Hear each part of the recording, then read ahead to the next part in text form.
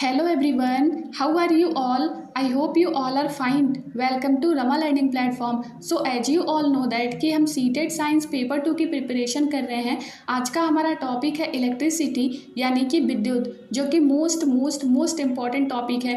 यहाँ से इस टॉपिक से आपके सीटेड के एग्जाम में हर बार हर शिफ्ट में क्वेश्चन देखने को मिले। सो इस बार भी आपका 100% श्योर है कि 1 से 2 क्वेश्चन आपको जरूर इस चैप्टर से इस टॉपिक से देखने को मिलेगा।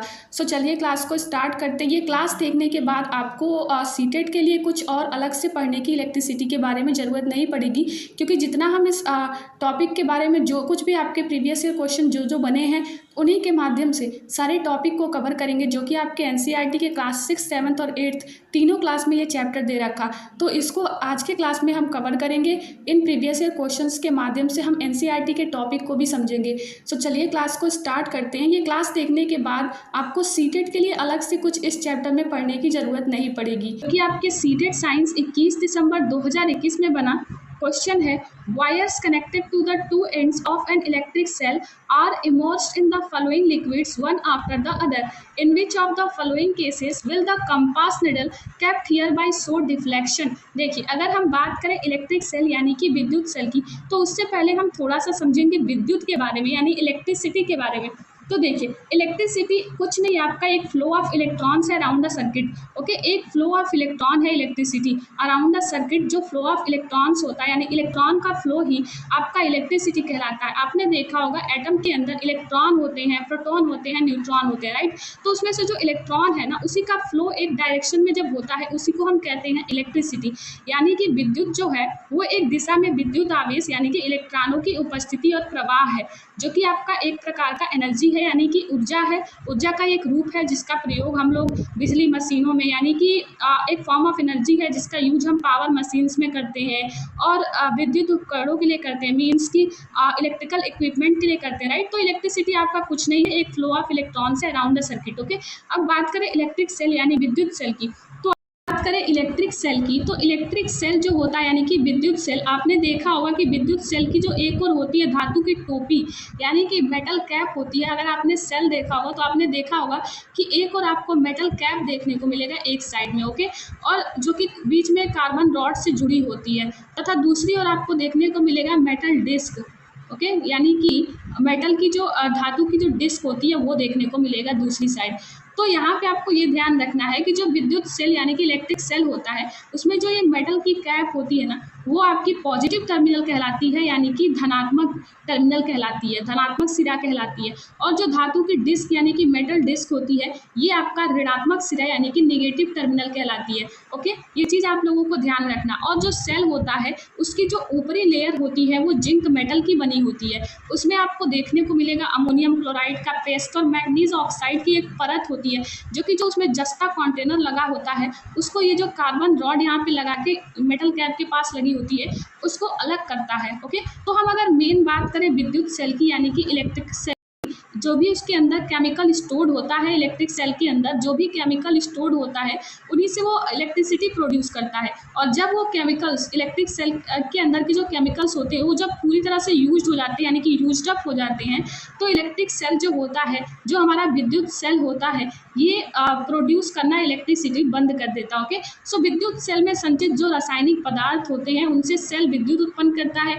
जब विद्युत सेल में संचित जो रासायनिक पदार्थ हैं वो इस्तेमाल पूरी तरह से कर लिए जाते हैं, तब ये जो हमारा विद्युत सेल होता है वो इलेक्ट्रिसिटी यानी विद्युत पैदा करना बंद कर देता है, राइट। तो यहाँ पे हमारा क्वेश्चन दे रखा, दो तार, देखिए दो तार किसी विद्युत सेल के दो सिरों से संयोजित हैं। अगर हम सेल की और बात करें, सेल की बात करें और तो दो प्रकार के सेल होते हैं, एक होता है प्राइमरी सेल और एक होता है सेकेंडरी सेल। एक चीज़ आपको ध्यान रखना है कि अगर एक से अधिक विद्युत सेल से हम क्या करते हैं, एक से अधिक विद्युत सेल लगाए जाते हैं आपके बैटरी के लिए। जब हमें ज़्यादा यानी कि ज़्यादा इलेक्ट्रिसिटी की आवश्यकता होती है तब हम मतलब कि एक से अधिक इलेक्ट्रिक सेल का प्रयोग करते हैं फॉर स्पेशली बैटरी वगैरह बनाने के लिए, राइट। टॉर्च, ट्रांजिस्टर, रेडियो, खिलौने, टीवी, इन सब में बैटरी का हम उपयोग करते हैं। तो बैटरी बनाने के लिए आपको एक सेल जो होता है, तो सेल के जो हमने अभी समझा घन टर्मिनल जो होता है, यानी कि जो पॉजिटिव टर्मिनल होता है उसको हम दूसरे सेल के जो निगेटिव टर्मिनल था उसके साथ रखते हैं या फिर जोड़ देते हैं। तो इस प्रकार आप देखेंगे कि हम वहाँ पे बैटरी बनाते हैं, मतलब कि लकड़ी के टुकड़े, लोहे की दो पत्तियाँ हो गए, रबड़ के छल्ले हो गए, उनका उपयोग करके हम सेल होल्डर भी बना सकते हैं। ओके, तो यहाँ पे अभी हमें क्या पूछा गया क्वेश्चन में, ये देखना है। यहाँ पे पूछा गया कि दो तार किसी विद्युत सेल के दो सिरों से संयोजित हैं। ओके, दो तार हैं वो किसी विद्युत सेल के दो सिरों से संयोजित हैं। इन तारों को नीचे दिए गए द्रवों में एक के बाद दूसरे में डुबोया गया। अब ये जो दो तार थे वो किसी विद्युत सेल के दो सिरों से संयोजित थे, तो ये जो तार है ना, इन तारों को क्या किया गया है, एक के बाद दूसरे में, ये जो नीचे दिया गया है उनमें एक के बाद दूसरे में डिबोया गया। नीचे दिए गए किन प्रकरणों में पास में रखी अधिक दिक्सूचक सुई विक्षेपण यानी कि डिफ्लेक्शन दर्शाएगी। तो देखिए यहाँ पे साफ साफ बात है, केरोसिन की अगर हम बात करें तो ये हमारा बैड कंडक्टर ऑफ इलेक्ट्रिसिटी है, राइट। तो यहाँ पे आपको देखने को मिलेगा कि यहाँ करंट फ्लो नहीं होगी, राइट। तो केरोसिन में तो हमारी करंट फ्लो होगी नहीं, क्योंकि ये तो बैड कंडक्टर ऑफ इलेक्ट्रिसिटी है।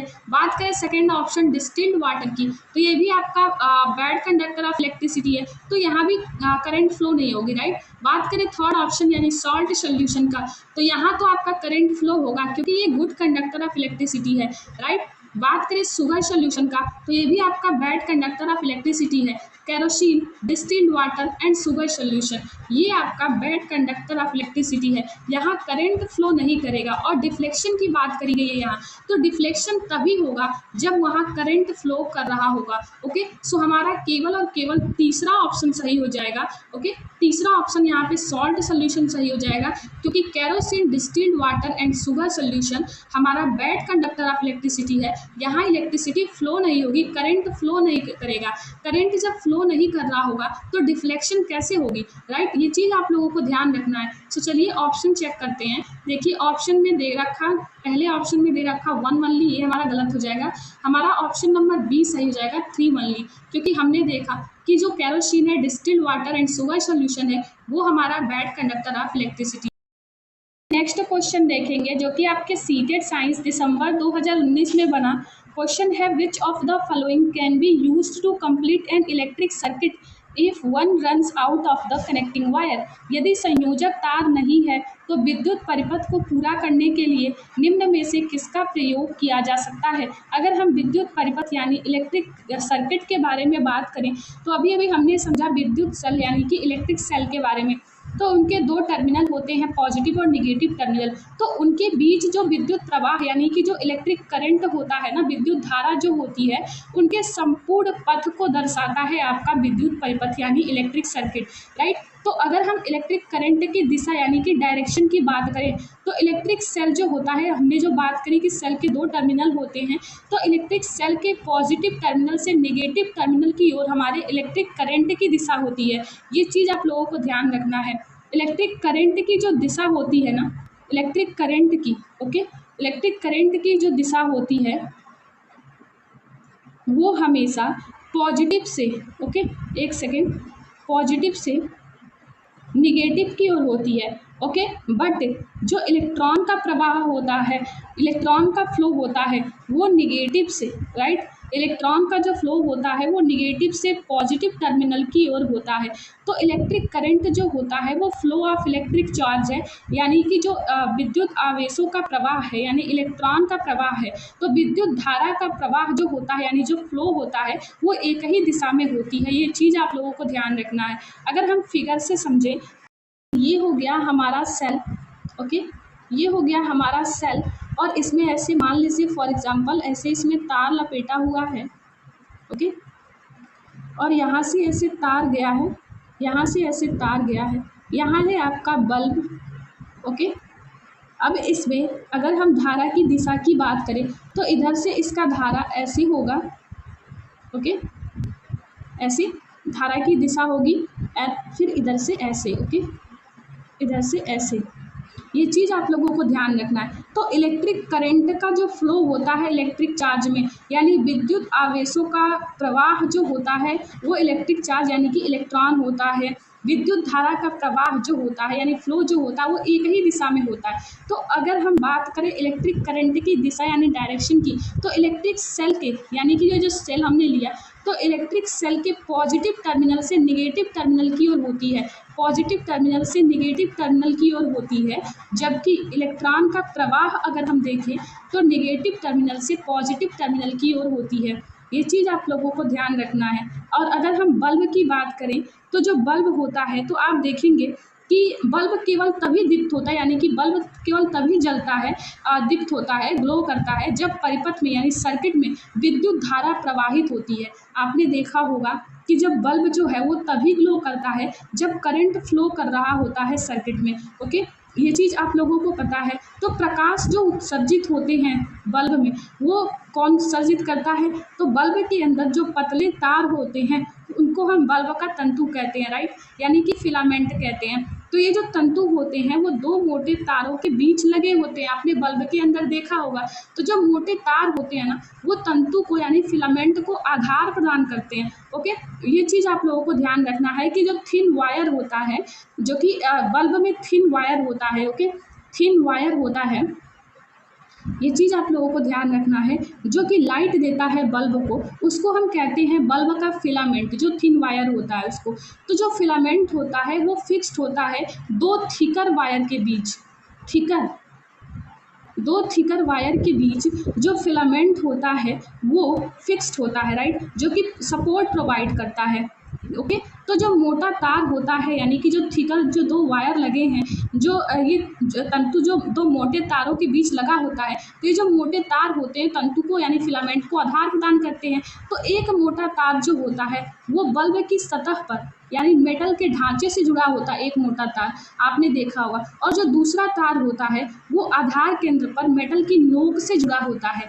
तो यही जो बल्ब के दो टर्मिनल होते हैं। ओके, ये चीज़ आप लोगों को ध्यान रखना। जैसे हमने समझा कि सेल में दो टर्मिनल होते हैं वैसे बल्ब में भी दो टर्मिनल होते हैं। जो हमने थिक वायर समझा, दो थिक वायर लगे होते हैं, तो एक थिक वायर जो होता है वो कनेक्ट होता है मेटल केस में at the base of the bulb, bulb के बेस पे कनेक्ट होता है। अगर हम उदाहरण से समझे बल्ब के, तो बल्ब के बेस पे एक कनेक्ट होता है। ओके, और एक जो होता है आपका, एक आप देखेंगे तो वो आपको देखने को मिलेगा दूसरा जो तार होता है वो आधार केंद्र पर होता है यानी कि धातु की नोक से, मेटल की नोक से जुड़ा होता है। तो यही बल्ब जो होते हैं वो दो टर्मिनल होते हैं यानी कि जो दूसरा थिक वायर होता है वो कनेक्ट होता है मेटल टिप से at the centre of the base, तो उसको हम वो दूसरा तार हो गया। तो ये जो बेस ऑफ द बल्ब है और metal tip of the base है, ये दो टर्मिनल होते हैं बल्ब के, जैसे सेल के दो टर्मिनल होते हैं। ओके, तो चलिए क्वेश्चन सॉल्व करते हैं। ये मैंने एक्स्ट्रा कुछ पॉइंट इसलिए बता दिया ताकि क्वेश्चन अगर बल्ब से भी पूछता है तो आप लोगों को ध्यान रहे। ओके, चलिए यहाँ पे दे रखा है, यदि संयोजक तार नहीं है तो विद्युत परिपथ को पूरा करने के लिए निम्न में से किसका प्रयोग किया जा सकता है। चलिए ऑप्शन चेक करते हैं। हमारा ऑप्शन नंबर ए दे रखा अ पेपर स्ट्रिप, बी दे रखा अ रबर बेल्ट, सी दे रखा अ वुडन स्टिक और डी दे रखा अ ब्लेड। तो यहाँ पे संभवतः सी बात है कि ब्लेड हो सकता है, क्योंकि अगर हम ब्लेड की बात करें तो यहाँ पे ब्लेड स्टील का बना हो सकता है, राइट। तो हमारा ऑप्शन नंबर डी हो जाएगा कि यहाँ पे क्वेश्चन में दे रखा कि यदि संयोजक तार नहीं है तो विद्युत परिपथ को पूरा करने के लिए निम्न में से किसका प्रयोग किया जा सकता है, तो हम ब्लेड का प्रयोग कर सकते हैं। यहाँ पे स्टील का बना है ब्लेड, तो उसका प्रयोग हम कर सकते हैं विद्युत परिपथ को पूरा करने के लिए, राइट। आई होप आप लोग समझ के होंगे। चलिए नेक्स्ट क्वेश्चन, सीटेड साइंस 22 दिसंबर 2021 में पूछा गया क्वेश्चन है, read the statements given below and choose the correct option. चलिए चेक करते हैं, असर्शन और रीजन वाला क्वेश्चन है। अभिकथन दे रखा a switch is a source of electric current in a circuit, एक विद्युत परिपथ में स्विच विद्युत धारा का स्रोत है। अगर हम स्विच की बात करें यानी इलेक्ट्रिक स्विच की बात करें तो आपने देखा होगा कि टॉर्च को देखा होगा, तो टॉर्च भी आपका विद्युत स्विच का उदाहरण है, राइट। तो स्विच जो होता है ना एक सरल युक्ति है जो कि विद्युत धारा के प्रवाह को रोकने या फिर प्रारंभ करने के लिए परिपथ को तोड़ता है या फिर पूरा करता है। मतलब कि आपने देखा होगा कि स्विच जो है एक सिंपल डिवाइस है जो कि ब्रेक करता है या फिर कंप्लीट करता है सर्किट को, तो स्टॉप करने के लिए या फिर स्टार्ट करने के लिए करंट के फ्लो को, राइट। तो आपने देखा होगा कि हम सभी ने देखा है कि मान लीजिए देखिए, आपको अगर स्विच बनाना है, आपने देखा होगा कि अगर आप स्विच जब ऑन करते हो, तो स्विच जब आप ऑन करते हो तो कुछ इस तरह से आपको जो तार है वो ऐसे जुड़ जाता है। जब स्विच आप फिर से बंद करते हो तो वहाँ पे क्या होगा, वहाँ पे आपको देखने को मिलेगा कि जो ये तार जुड़े थे आपस में ये खुल जाते हैं। ओके, ऐसे। तो ये चीज़ आप लोगों को ध्यान रखना है। ओके, तो देखिए, अगर आपको स्विच बनानी है तो आप 2 ड्राइंग पिन का, 1 सुरक्षा पिन का, 2 तार अथवा थर्माकोल या फिर लकड़ी के बोर्ड के माध्यम से भी स्विच तैयार कर सकते हो, राइट। तो यहाँ पे हमारा अभिकथन दे रखा, a switch is a source of electric current in A circuit. एक विद्युत परिपथ में स्विच जो होता है वो विद्युत धारा का स्रोत है। नहीं, विद्युत धारा का स्रोत नहीं। अभी अभी हमने समझा सेल जो लगा हुआ था तो वहाँ पे विद्युत धारा यानी इलेक्ट्रिक करंट फ्लो हो रही थी बल्ब में। अभी अभी हमने समझा, राइट, पीछे, कि जो बल्ब में इलेक्ट्रिक करंट विद्युत परिपथ में फ्लो कर रही थी, इलेक्ट्रिक सर्किट में फ्लो कर रही थी, तो वो सेल के कारण हो रहा था ना। एक विद्युत परिपथ में स्विच विद्युत धारा का स्रोत नहीं है, सेल जो है वो विद्युत धारा यानी इलेक्ट्रिक करंट का स्रोत है, राइट। हमने अभी अभी समझा कि जब हम बैटरी में एक से अधिक सेल का प्रयोग करते हैं, जब हमें वहाँ पे इलेक्ट्रिसिटी की ज़्यादा, मतलब विद्युत की ज़्यादा आवश्यकता होती है, विद्युत धारा की, तो हमने ये चीज़ समझा। तो यहाँ पे दे रखा कि एक विद्युत परिपथ में स्विच जो होता है वो विद्युत धारा का स्रोत है, ये आपका गलत हो जाएगा। स्विच तो एक सरल युक्ति है जो विद्युत धारा के प्रवाह को रोकती है या फिर प्रारंभ करने के लिए परिपथ को तोड़ती है अथवा पूरा करती है, मतलब विद्युत परिपथ को तोड़ती है या फिर पूरा करती है, राइट। तो स्विच का काम ये है, स्विच विद्युत धारा का स्रोत नहीं है, राइट। विद्युत धारा के प्रवाह को रोकने का कार्य करता है या फिर प्रारंभ करने का कार्य करता है, मतलब परिपथ को तोड़ता है या फिर पूरा करता है। धारा का स्रोत तो हमारा सेल है। तो एसर्शन तो हमारा यहाँ पे गलत है। चलिए रीजन चेक करते हैं। रीजन दे रखा, when the switch is open और off the air gap between the terminals prevent the flow of current. यानी कि जब स्विच खुला या फिर बंद यानी कि ऑफ होता है तो टर्मिनल के बीच का वायु विच्छेद विद्युत के प्रवाह को रोकता है, विद्युत के प्रवाह को रोकता है। ये बात आपका बिल्कुल सही है, रीजन आपका सही है, एसर्शन आपका गलत है। देखिए यहाँ पे दे रखा एयर, तो अगर हम एयर की बात करें तो air bad conductor of electricity है, राइट। अगर हम बैड कंडक्टर ऑफ इलेक्ट्रिसिटी की बात करें यानी विद्युत रोधक की बात करें तो रबर हो गया, ग्लास हो गया, प्लास्टिक हो गया, वुड यानी कि लकड़ी हो गया, एयर हो गया, ये सब आपके बैड कंडक्टर ऑफ इलेक्ट्रिसिटी है। ये चीज़ आप लोगों को ध्यान रखना है, ओके, याद रखना है एकदम अच्छे से, क्योंकि ऐसे क्वेश्चन आपको बार बार देखने को मिले हैं। देखिए रबर हो गया, ओके, रबर। ग्लास की बात करें तो ग्लास हो गया, प्लास्टिक हो गए, प्लास्टिक्स हो गए, वुड हो गया यानी कि लकड़ी, और एयर यानी कि वायु।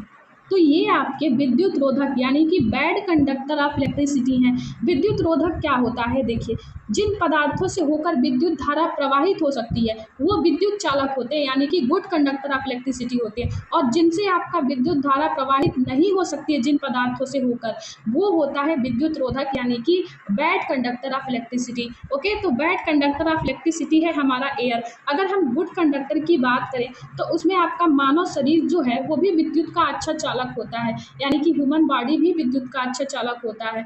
ओके, सो अगर यहाँ पे आपका दे रखा रीजन कि जब स्विच खुला या फिर ऑफ होता है तो टर्मिनल के बीच का वायु विच्छेद विद्युत के प्रवाह को रोकता है, तो देखिए ये बात आपका बिल्कुल सही है। Reason air bad conductor of electricity है। सो स्विच ऑफ करने के वजह से तार वहाँ से हट गया, राइट। हमने समझा कि देखिए अगर स्विच ऑन रहे, राइट, अगर स्विच ऑन रहता है तो तार जो होता है वहाँ पे, तो वो तार ऐसे जुड़ा हुआ होता है, ओके, तार ऐसे जुड़ जाता है, ओके। और अगर स्विच आपका बंद हो जाए, ऑफ हो जाए, तो वहाँ पे क्या होता है, जो तार होता है ना वो खुल जाता है ऐसे, ओके, तार ऐसे। तो यहाँ पे स्विच खुला यानी कि ऑफ होता है, तो अगर स्विच ऑफ होता है, यहाँ पे दे रखा ओपन ऑफ, मतलब कि खुला यानी कि ऑफ होता है, तो टर्मिनल के बीच का वायु विच्छेद विद्युत के प्रवाह को रोकता है। यस, ये बात सही है, air is a bad conductor of electricity. So switch off करने की वजह से तार वहाँ से हट गया, बीच में एयर गैप है और air bad conductor of electricity है, ये करंट के फ्लो को रोक दिया। सो आर सही है कि विद्युत के प्रवाह को रोकता है। चलिए ऑप्शन चेक करते हैं। हमारा ऑप्शन हमें देखना है कि ए किसमें फॉल्स है और आर किसमें ट्रू है। ऑप्शन नंबर 3 हमारा सही है, A is false but R is true. चलिए नेक्स्ट क्वेश्चन देखेंगे। सो नेक्स्ट क्वेश्चन देखेंगे जो कि आपके सीटेड साइंस 2012 में पूछा क्वेश्चन है, when electric current is passed through a metallic conductor amount of heat produced in the conductor depends on it's. जब धात्विक चालक में विद्युत धारा प्रवाहित होती है तो चालक के उत्पादित ऊष्मा की मात्रा इसके डैश पर निर्भर करती है। देखिए, इसे ही हम heating effect of electric current बोलते हैं। ये चीज़ आप लोगों को ध्यान रखना है। हिंदी में बोले तो विद्युत धारा का तापीय प्रभाव। अगर हम बात करें heating effect of electric current की, तो जब भी किसी तार से कोई विद्युत धारा यानी कि इलेक्ट्रिक करंट फ्लो कर रही है किसी वायर से, तो वो हीटअप हो जाता है यानी कि वो तप्त हो जाता है। तो उसी को हम कहते हैं heating effect of electric current यानी कि विद्युत धारा का तापीय प्रभाव। जैसे आपने एग्जाम्पल में ले लें आप अगर, तो आप देखे होंगे कई प्रकार के विद्युत तापन, जैसे कि गीजर हो गया, विद्युत केतली हो गया, हेयर ड्रायर हो गया, इस्त्री यानी कि आयरन, आदि प्रकार के आपने तापीय प्रभाव यानी कि हीटिंग देखा होगा, राइट। तो इन सभी में जो तार होते हैं, तो तारों की एक कुंडली होती है यानी कि कॉइल ऑफ वायर्स होते हैं। तो जो ये तार की कुंडली यानी कि कॉइल ऑफ वायर्स होते हैं ना, उन्हीं को हम कहते हैं इलेक्ट्रिकल हीटिंग एलिमेंट। ओके, तो किसी भी तार में उत्पन्न जो हीट होता है वो तार में प्रयोग उसके धातु, उसकी लंबाई तथा उसकी मोटाई पर निर्भर करती है। ओके, हीट जनरेट होता है वायर में जो, वो डिपेंड करता है उसके लेंथ पर, उसके थिकनेस पर और उसके मेटल पर, ओके, मटेरियल पे। ओके, सो यहाँ पे आप लोगों को ध्यान रखना। तो यहाँ पे हमारा यही पूछा है कि जब धात्विक चालक में विद्युत धारा प्रवाहित होती है तो चालक के उत्पादित ऊष्मा यानी हीट की मात्रा इसके डैश पर निर्भर करती है। देखिए, हमें पता है कि कुछ metal good conductor of heat होंगे, कुछ नहीं होंगे। तो ये डिपेंड करेगा कि किस प्रकार का धातु यानी कि मेटल आप यूज कर रहे हो। साथ में लेंथ पर भी डिपेंड होगा। जितना ज़्यादा रेजिस्टेंस होगा उतनी ज़्यादा हीट वहाँ पर फ्लो करेगी। ओके, ये चीज़ आप लोगों को ये पॉइंट नोट कर लेना है अच्छे से। रेजिस्टेंस ज़्यादा तो हीट भी ज़्यादा। रेजिस्टेंस जितना ज़्यादा होगी हीट उतना ज़्यादा वहाँ पे फ्लो करेगा। रेजिस्टेंस क्या होता है? तो रेजिस्टेंस जो होता है वो करंट को रोकने का काम करता है। ओके, जितना ज़्यादा करंट रुकेगी उतना ज़्यादा हीट प्रोड्यूस होगा, राइट। तो रेजिस्टेंस यानी कि हीट भी आप कह सकते हैं, डिपेंड करता है आपका लेंथ अपॉन एरिया पे। ओके, लेंथ अपॉन एरिया पे डिपेंड करता है। अगर लेंथ ज़्यादा है तो रेजिस्टेंस ज़्यादा तो हीट ज़्यादा, राइट। तो रेजिस्टेंस और हीट भी ज़्यादा ही होगी अगर लेंथ ज़्यादा है तो। ओके, ये चीज़ आप लोगों को ध्यान रखना है। और अगर हम एरिया ऑफ क्रॉस सेक्शन की बात करें, मीन्स देखिए थिकनेस यानी कि चौड़ाई ज़्यादा होगी तो रेजिस्टेंस कम होगा। ओके, अगर चौड़ाई ज़्यादा होगी वहाँ पे तो रेजिस्टेंस कम होगा, हीट भी वहाँ पे उस कंडीशन में कम होगा। ये चीज़ आप लोगों को ध्यान रखना है। हमने क्या समझा कि लेंथ ज़्यादा है। ओके, लेंथ यानी कि लंबाई ज़्यादा है, तो उस कंडीशन में क्या हो रहा है, लेंथ यानी कि लंबाई। ओके, ये चीज़ आप लोगों को ध्यान रखना है कि अगर लेंथ ज़्यादा है तो वहाँ पे आपको देखने को मिलेगा कि रेजिस्टेंस भी ज़्यादा होगी, और रेजिस्टेंस ज़्यादा है तो हीट भी ज़्यादा होगी। और अगर हम area of cross section means की थिकनेस, अगर हम चौड़ाई की बात करें तो चौड़ाई ज़्यादा होगी तो रेजिस्टेंस कम होगा। अगर थिकनेस की बात करें, थिकनेस की, तो चौड़ाई यानी कि थिकनेस ज़्यादा होगी तो वहाँ पे उस कंडीशन में रेजिस्टेंस कम होगा, और रेजिस्टेंस कम होगा तो हीट भी वहाँ उस कंडीशन में कम होगी। ओके, तो यहाँ पे क्या हो रहा है कि अगर हम कहें कि वायर की लेंथ अगर बढ़ गई, ओके, यहाँ पे ये तीनों पॉइंट आप लोगों को ध्यान रखना है। अगर वायर की लंबाई बढ़ गई तो रेजिस्टेंस बढ़ गई। ओके, रेजिस्टेंस बढ़ गई तो रेजिस्टेंस अगर बढ़ गई मीन्स कि वायर की लंबाई बढ़ेगी अगर, तो रेजिस्टेंस भी बढ़ेगी। और अगर वायर की चौड़ाई बढ़ेगी, ओके, तो चौड़ाई अगर ज़्यादा होगी तो रेजिस्टेंस कम होगी। ओके, लंबाई की जगह पर अगर वायर की चौड़ाई ज़्यादा होगी तो वहाँ पे रेजिस्टेंस कम होगी, और रेजिस्टेंस कम होगी तो हीट भी कम होगी। ओके, तो किस पे निर्भर करता है, यहाँ पे पूछा है किस पे निर्भर करता है, तो हमने समझा कि किस प्रकार का आप मेटल वहाँ पे यूज कर रहे हैं, राइट। और वहाँ पे आपको देखना है कि अगर लेंथ ज़्यादा है तो वहाँ पे रेजिस्टेंस ज़्यादा होगी, हीट भी ज़्यादा होगा। अगर थिकनेस ज़्यादा है तो रेजिस्टेंस भी कम होगा, उस कंडीशन में हीट भी कम होगा। तो आपको वहाँ पे तीनों चीज़ देखना है। तो यहाँ पे वही चीज़ पूछा है कि जो वायर में हीट जनरेट होता है वो किस पे डिपेंड होता है यानी निर्भर होता है। तो हमने अभी समझा कि आप अगर मटेरियल कैसा लेते हो, वहाँ पे मेटल कैसा यूज कर रहे हो, वहाँ पे आप वहाँ पे वायर की थिकनेस भी आपको देखनी है, क्योंकि अगर थिकनेस चौड़ाई यानी कि ज़्यादा होगी तो रेजिस्टेंस कम होगा, तो हीट भी वहाँ उस कंडीशन में कम होगी। वहाँ पे आपको वायर की लेंथ भी देखनी है, यानी कि अगर लंबाई ज़्यादा होगी तो रेजिस्टेंस भी ज़्यादा होगा और हीट भी ज़्यादा होगी, राइट। तो यहाँ पे हमें देखना है ऑप्शन, चलिए चेक करते हैं। Material and length only they रखा, ऑप्शन नंबर 1 में दे रखा सिर्फ मटेरियल और लेंथ देखेंगे यानी केवल पदार्थ और लंबाई, ये बात आपका गलत है। सेकेंड ऑप्शन दे रखा लेंथ एंड थिकनेस ओनली, ये बात भी आपका गलत है कि सिर्फ लंबाई और चौड़ाई देखेंगे, नहीं, हमें तो मटेरियल भी देखना है कि मटेरियल वहाँ पे कौन सा मेटल, वहाँ पे कौन सा किस प्रकार का धातु आप यूज कर रहे हो, किस प्रकार का मटेरियल आप यूज कर रहे हो वहाँ पे, right. Material and thickness only, ये बात भी आपका गलत है।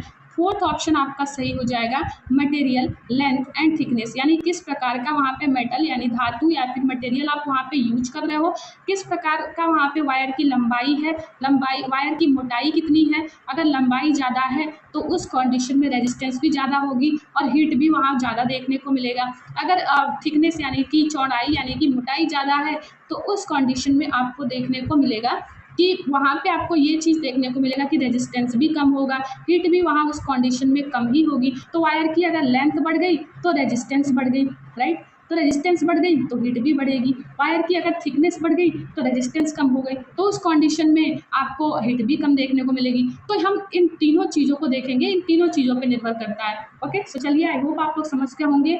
नेक्स्ट क्वेश्चन, चलिए नेक्स्ट क्वेश्चन देखेंगे जो कि आपके सीटेड साइंस 2019 में बना क्वेश्चन है। Amrita is trying to set up an electric circuit, she runs short of connecting wires, which of the following materials can she use to complete the circuit. Amrita कोई विद्युत परिपथ व्यवस्थित करने का प्रयास कर रही है, उसके पास पर्याप्त संख्या में संयोजक तार नहीं है, परिपथ को पूरा करने के लिए वह नीचे दिए गए पदार्थ में से किसी एक का उपयोग कर सकती है। देखिए अगेन हमने ऊपर इसी टाइप का क्वेश्चन सॉल्व किया था, उसी टाइप का क्वेश्चन है, क्वेश्चन एक ही बनता है, बस थोड़ा सा या तो स्टेटमेंट रीजन में दे देगा या तो थोड़ा सा आपको ऑप्शन या क्वेश्चन घुमा के दे देगा, वहाँ आपको कंफ्यूज नहीं होना है। ओके, ऑप्शन यहाँ पे दे रखा पहला steel wire, second option is glass rod, third option is rubber pipe and fourth option is thick thread. तो अगर हम बात करें यहाँ पे सेकेंड, थर्ड और फोर्थ ऑप्शन की, तो ये तीनों तो हमारे बैड कंडक्टर हैं, राइट, ये बैड कंडक्टर ऑफ इलेक्ट्रिसिटी हैं। तो हमारा यहाँ पे ऑप्शन नंबर 1 सही हो जाएगा। ओके, स्टील वायर यहाँ पे दे रखा कि अमृता कोई विद्युत परिपथ व्यवस्थित करने का प्रयास कर रही है, उसके पास जो है पर्याप्त संख्या में संयोजक तार नहीं है, तो परिपथ को पूरा करने के लिए वह नीचे दिए गए पदार्थ में से किसी एक का उपयोग कर सकती है।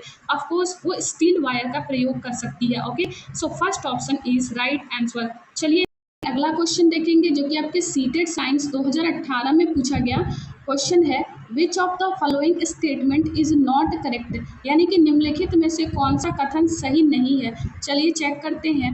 ए दे रखा हमारा fuses are inserted in electric circuits of all buildings, सभी भवनों के इलेक्ट्रिक सर्किट में फ्यूज लगाए जाते हैं। देखिए आप सभी ने अपने घरों में फ्यूज देखा होगा, राइट। फ्यूज की अगर हम बात करें तो मान लीजिए अगर large amount of electric current flow कर रहा है किसी वायर में, तो वायर जो होता है वो बहुत हॉट हो जाता है, राइट। अगर large amount of electric current वहाँ पे फ्लो करेगा, मान लीजिए कोई तार है, वहाँ से बड़े परिमाण में विद्युत धारा प्रवाहित होती है, तो तार इतना अधिक हीट हो जाता है यानी गर्म हो सकता है कि वह पिघलकर टूट जाएगा, यानी कि वायर जो बहुत हॉट हो जाएगा तो वो क्या होगा कि मेल्ट हो जाएगा और मेल्ट होकर के ब्रेक हो जाएगा, राइट। तो किसी भी परिपथ में, किसी भी सर्किट में आप क्या करेंगे, स्टील वूल वायर का, यानी कि किसी भी परिपथ में आप सेल की जगह अगर बैटरी का, ओके, सेल की जगह अगर आप बैटरी का प्रयोग करते हैं, ओके, अगर सेल की जगह आप बैटरी का प्रयोग करते हैं तथा नाइक्रोम के तार की जगह आप स्टील वूल के तार का प्रयोग करते हैं, तो उस परिपथ में क्या होगा कि जो तार होगा वो टूट जाएगा। यानी कि जब आप स्टील वूल वायर को यूज करते हैं इंस्टेड ऑफ बैटरी और नाइक्रोम वायर को यूज करते हैं instead of cell in a circuit, तो क्या होगा कि जो वायर है वो ब्रेक हो जाएगा सर्किट का, राइट। तो कुछ विशेष पदार्थों के बने तारों से जब हम अधिक विद्युत धारा प्रवाहित होती है तब वह शीघ्र ही पिघलकर टूट जाता है। मतलब कि जब मोर इलेक्ट्रिक करंट फ्लो करता है through the wires made of some special materials, तो वहाँ पे क्या होता है कि वो मेल्ट हो जाता है और जल्दी टूट जाता है। तो इन्हीं तारों का प्रयोग हम विद्युत फ्यूज बनाने में करते हैं, जो क्या होता है कि जब ज़्यादा हीटअप होता है तो मेल्ट होकर के टूट जाता है। उन्हीं तारों का प्रयोग हम विद्युत फ्यूज बनाने में करते हैं। सो जो सभी भवन होते हैं उनमें हम प्रत्येक विद्युत परिपथ में फ्यूज लगाए जाते हैं, ये बात आपका बिल्कुल सही है। और प्रत्येक विद्युत परिपथ में से जो प्रवाहित की जा सकने वाली विद्युत धारा होती है उनकी कोई अधिकतम सीमा भी होती है, जिसमें उनमें हम सुरक्षा पूर्वक देखें तो प्रवाहित कर सकते हैं, राइट। तो ये चीज़ आप लोगों को ध्यान रखना है कि फ्यूज जो होती हैं वो एवरी इलेक्ट्रिकल मतलब कि इंस्टॉल्ड होते हैं every electrical circuits in all buildings, okay. मतलब कि वहाँ पे मैक्सिमम लिमिट भी होता है अमाउंट ऑफ करंट को फ्लो कराने के लिए through an electric circuit that can be safely passed through it, okay. ये चीज़ आप लोगों को ध्यान रखना है।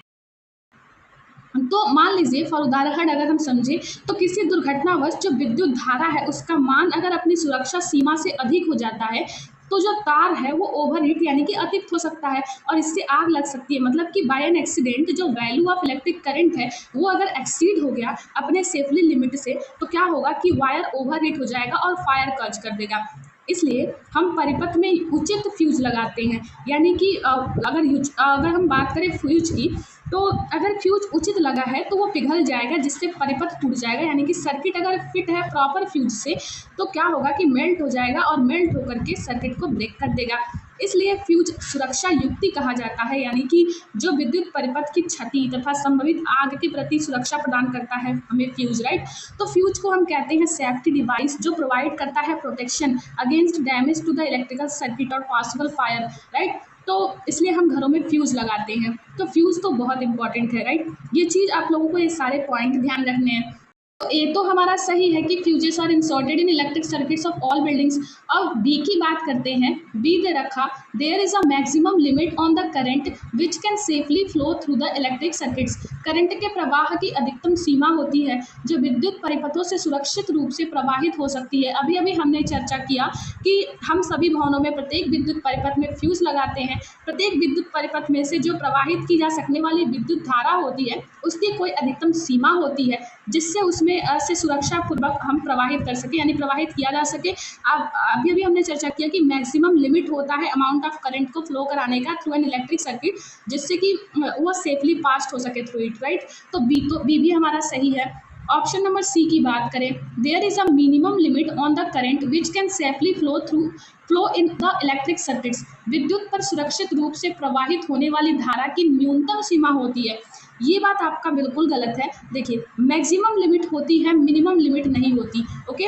मैक्सिमम लिमिट होती है बिकॉज अगर उससे ज़्यादा करंट फ्लो करता है तो शॉर्ट सर्किट होने के चांसेस होते हैं, राइट। तो मैक्सिमम लिमिट होती है, मिनिमम लिमिट नहीं होती, यानी विद्युत पर सुरक्षित रूप से प्रवाहित होने वाली धारा की न्यूनतम सीमा नहीं होती, ओके। चलिए यहाँ पे हमने समझा अधिकतम सीमा होती है बी में। सी हमारा गलत है, डी दे रखा if a proper fuse is inserted in a circuit it will blow of it current exceeds the safe limit. अभी हमने चर्चा किया कि यदि एक सर्किट में उचित फ्यूज लगाया जाता है तो यह सुरक्षित सीमा से अधिक होने पर उड़ जाएगा, यानी कि वहाँ पे क्या होगा कि सुरक्षित सीमा से अगर अधिक है तो वो मतलब कि वहाँ पे आपको देखने को मिलेगा कि यदि परिपथ यानी कि सर्किट में उचित फ्यूज लगा है तो वह पिघल जाएगा जिससे परिपथ टूट जाएगा, राइट। तो हम कहते हैं कि फ्यूज जो है ना वो सुरक्षा युक्ति होता है जो कि विद्युत परिपथ यानी कि जो इलेक्ट्रिक सर्किट की क्षति से फिर असंभवित जो आग है उनसे उनके प्रति सुरक्षा प्रदान करता है हमें, राइट। तो ऑप्शन नंबर डी भी हमारा करेक्ट है। यहाँ पे हमारा ऑप्शन नंबर सी गलत है। पूछा क्या था क्वेश्चन में, विच of the following statement is not correct. तो यहाँ पे आपका सही ऑप्शन हो जाएगा ऑप्शन नंबर सी, क्योंकि यही गलत है और पूछा ही है कि कौन सा गलत है, राइट। तो option number C is right answer. चलिए आगे बढ़ेंगे, नेक्स्ट क्वेश्चन देखेंगे। नेक्स्ट क्वेश्चन देखेंगे जो कि आपके सीटेड साइंस 2016 में बना क्वेश्चन है, which among the following liquids और कंडक्टर्स ऑफ इलेक्ट्रिसिटी। निम्नलिखित द्रव्यों में से कौन से विद्युत के चालक हैं। चलिए ऑप्शन चेक करते हैं। हमारा ए दे रखा वेनेगर, बी दे रखा शुगर सोल्यूशन, सी दे रखा salt solution and D is distilled water. देखिए अगर हम बात करें वेनेगर की तो ये गुड कंडक्टर है, एसिड है गुड कंडक्टर है, राइट। तो वेनेगर तो हमारा गुड कंडक्टर है, ये सही हो जाएगा। शुगर सोल्यूशन की बात करें तो ये आपका गुड कंडक्टर नहीं है, यहाँ आयंस रिलीज नहीं होंगे, राइट। देखिए आयंस रिलीज होते तो गुड कंडक्टर ऑफ इलेक्ट्रिसिटी होता, बट यहाँ पे कोई आयंस रिलीज नहीं होगा शुगर सोल्यूशन में, तो ये गुड कंडक्टर ऑफ इलेक्ट्रिसिटी नहीं है। सॉल्ट सोल्यूशन की बात करें तो ये आपका गुड कंडक्टर ऑफ इलेक्ट्रिसिटी में आएगा क्योंकि आयंस यहाँ रिलीज होंगे डिजॉल्व होने पर, राइट। आयंस यहाँ पे रिलीज होंगे। बात करें डिस्टिल्ड वाटर की तो डिस्टिल्ड वाटर भी आपका गुड कंडक्टर ऑफ इलेक्ट्रिसिटी नहीं होगा, ओके। ये गलत है। अगर हम बात करें टैप वाटर की, तो टैप वाटर होता तो आयंस वहाँ रिलीज होते, और आयंस रिलीज होते तो गुड कंडक्टर ऑफ इलेक्ट्रिसिटी होता, राइट। तो डिस्टिल्ड वाटर हमारा गलत है, ओके। सॉल्ट सोल्यूशन हमारा सही है, शुगर सोल्यूशन हमारा गलत है, तो ए हमारा सही है, सी हमारा सही है, ओके। ए और सी सही है। चलिए ऑप्शन चेक करते हैं। देखिए option number third is right answer, A and C. देखिए हनी की बात करें, शुगर सोल्यूशन की बात करें, वेजिटेबल्स की बात करें, तो उनमें आयंस रिलीज नहीं होंगे, ये चीज़ आप लोगों को ध्यान रखना है। हनी, शुगर सोल्यूशन, वेजिटेबल्स, इनमें आयंस रिलीज नहीं होंगे, okay. Third option is right answer. अगला क्वेश्चन देखेंगे जो कि अगेन आपका सीटेड साइंस 2016 में ही पूछा गया क्वेश्चन है। N electric circuit is set up in such a way that the positive terminal of a battery V is connected to a bulb B1 which is connected to a resistor R which is connected to bulb B2. B2 is finally connected to the negative terminal of the battery, यानी कि ऋणात्मक terminal, okay. चलिए देखते हैं। Both the bulbs are glowing if the value of R is increase them, यानी कि दोनों ही बल्ब ग्लो कर रहे हैं। अगर वैल्यू ऑफ आर को हम इंक्रीज करते हैं, यानी रेजिस्टेंस को हम इंक्रीज करते हैं, तो क्या होगा। एक विद्युत परिपथ इस तरह से स्थापित किया जाता है कि बैटरी V का धनात्मक टर्मिनल एक बल्ब B1 से जुड़ा होता है जो बल्ब B2 से जुड़े प्रतिरोधक R से जुड़ा है। आखिरकार बैटरी की ऋणात्मक टर्मिनल से जुड़ा हुआ है। दोनों बल्ब दीप्तिमान है यदि R का मान बढ़ाया जाता है तो। देखिए यहाँ पे हम समझेंगे पहले इसे, जैसे क्वेश्चन में दे रखा। देखिए मान लीजिए यहाँ पे दे रखा कि एक इलेक्ट्रिक सर्किट है जो कि सेटअप है in such a way that the positive terminal of a battery V is connected to bulb B1। देखिए मान लीजिए यहाँ पे ऐसे हो गया, तो यहाँ पे दे रखा पॉजिटिव टर्मिनल। तो देखिए पॉजिटिव टर्मिनल, लंबी रेखा को हम पॉजिटिव टर्मिनल कहते हैं, ओके। जो लंबी वाली होती है इलेक्ट्रिक सेल में, लंबी रेखा जो होती है उसको हम धनात्मक यानी कि पॉजिटिव टर्मिनल कहते हैं, और जो छोटी व मोटी रेखा होती है उसको हम ऋणात्मक यानी कि नेगेटिव टर्मिनल कहते हैं, ओके। सो ये आपका हो गया पॉजिटिव टर्मिनल, और इसके बाद आपका यहाँ पे हो गया निगेटिव टर्मिनल, ओके। ये हो गया आपका निगेटिव टर्मिनल, ऐसे जुड़ा हुआ है, ओके। देखिए दे रखा कि positive terminal of a battery V, मान लीजिए ये V वोल्टेज, ओके। ये वोल्टेज हो गया यहाँ पे V, ओके। अब यहाँ पे देखिए दे रखा कि पॉजिटिव टर्मिनल, यानी कि ये जो पॉजिटिव टर्मिनल वाला जो बैटरी है ये कनेक्ट है बल्ब B1 से, ओके। तो यहाँ पे आपका हो गया, ये देखिए ये हो गया आपका बल्ब B1, ओके। अब आगे दे रखा which is connected to a resistor R, okay. आगे यहाँ पे resistor R, okay. Resistor R, ये हो गया आपका रजिस्टर R। अब इसके बाद दे रखा which is connected to bulb B2, जो कि कनेक्टेड है बल्ब B2 से, ओके। ये है आपका बल्ब B2 जो कि कनेक्टेड है बल्ब B2 से। अब यहाँ पे दे रखा कि B2 is finally connected to the negative terminal, okay. B2 जो है वो negative terminal of the battery से कनेक्ट है, राइट। बल्ब 2 जो है, both the bulbs are glowing, दोनों ही बल्ब ग्लो कर रहे हैं। चलिए दोनों ही बल्ब ग्लो कर रहे हैं, ये चीज़ आप लोगों को ध्यान रखना है।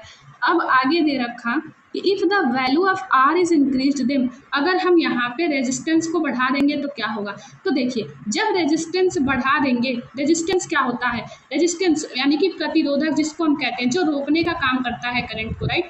तो जो रोकने का काम करता है वही रेजिस्टेंस कहलाता है। हिंदी में आप समझेंगे तो प्रतिरोधक यानी रोकने का कार्य करता है, राइट।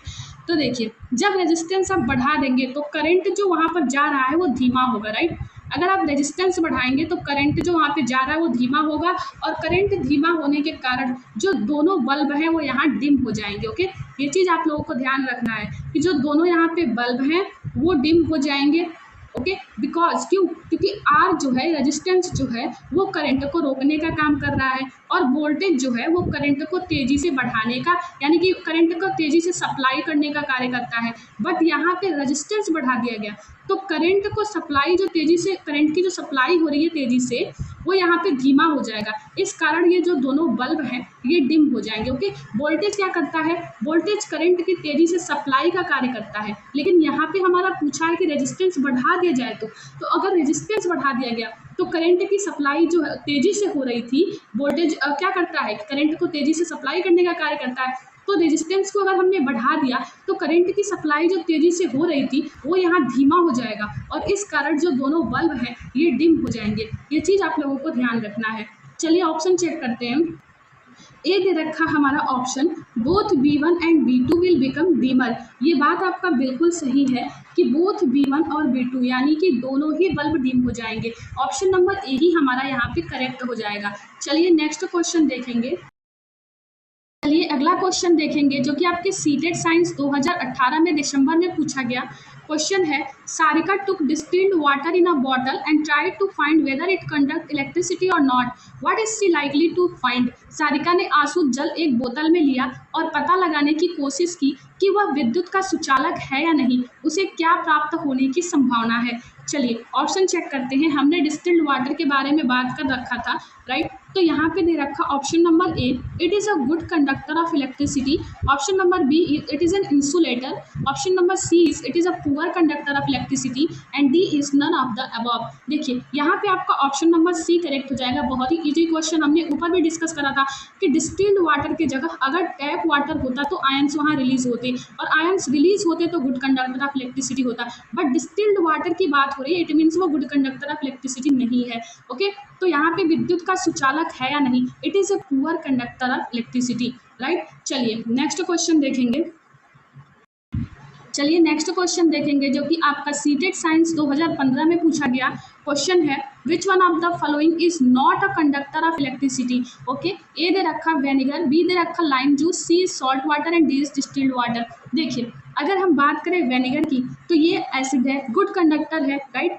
बात करें लाइम जूस की, ये भी आपका एसिड है, गुड कंडक्टर है। ओके, बात करें सॉल्ट वाटर की तो आयंस, देखिए सॉल्ट वाटर की अगर हम बात करें तो सॉल्ट वाटर भी आपका सही है, शुगर वाटर होता तो गलत हो जाता, शुगर सोल्यूशन होता तो। ओके, देखिए सॉल्ट वाटर की बात करें तो ये भी आपका सही है, आयंस रिलीज होंगे डिजॉल्व होने पे सॉल्ट वाटर में। ओके, बात करें डिस्टिल्ड वाटर की तो डिस्टिल्ड वाटर यही आपका गलत है यहाँ पे, बाकी ये तीनों आपका सही है। डिस्टिल्ड वाटर की हमने कई बार चर्चा किया कि यहाँ पे अगर टैप वाटर होते तो गुड कंडक्टर ऑफ इलेक्ट्रिसिटी होता, क्योंकि यहाँ पे आयंस रिलीज होते और आयंस रिलीज होते तो गुड कंडक्टर ऑफ इलेक्ट्रिसिटी होता। तो डिस्टिल्ड वाटर यहाँ पे गलत हो जाएगा और यहाँ पे पूछा ही है कि not a conductor of electricity, so option number D is right answer. Okay, यहाँ पे आपका आंसर हो जाएगा ऑप्शन नंबर डी।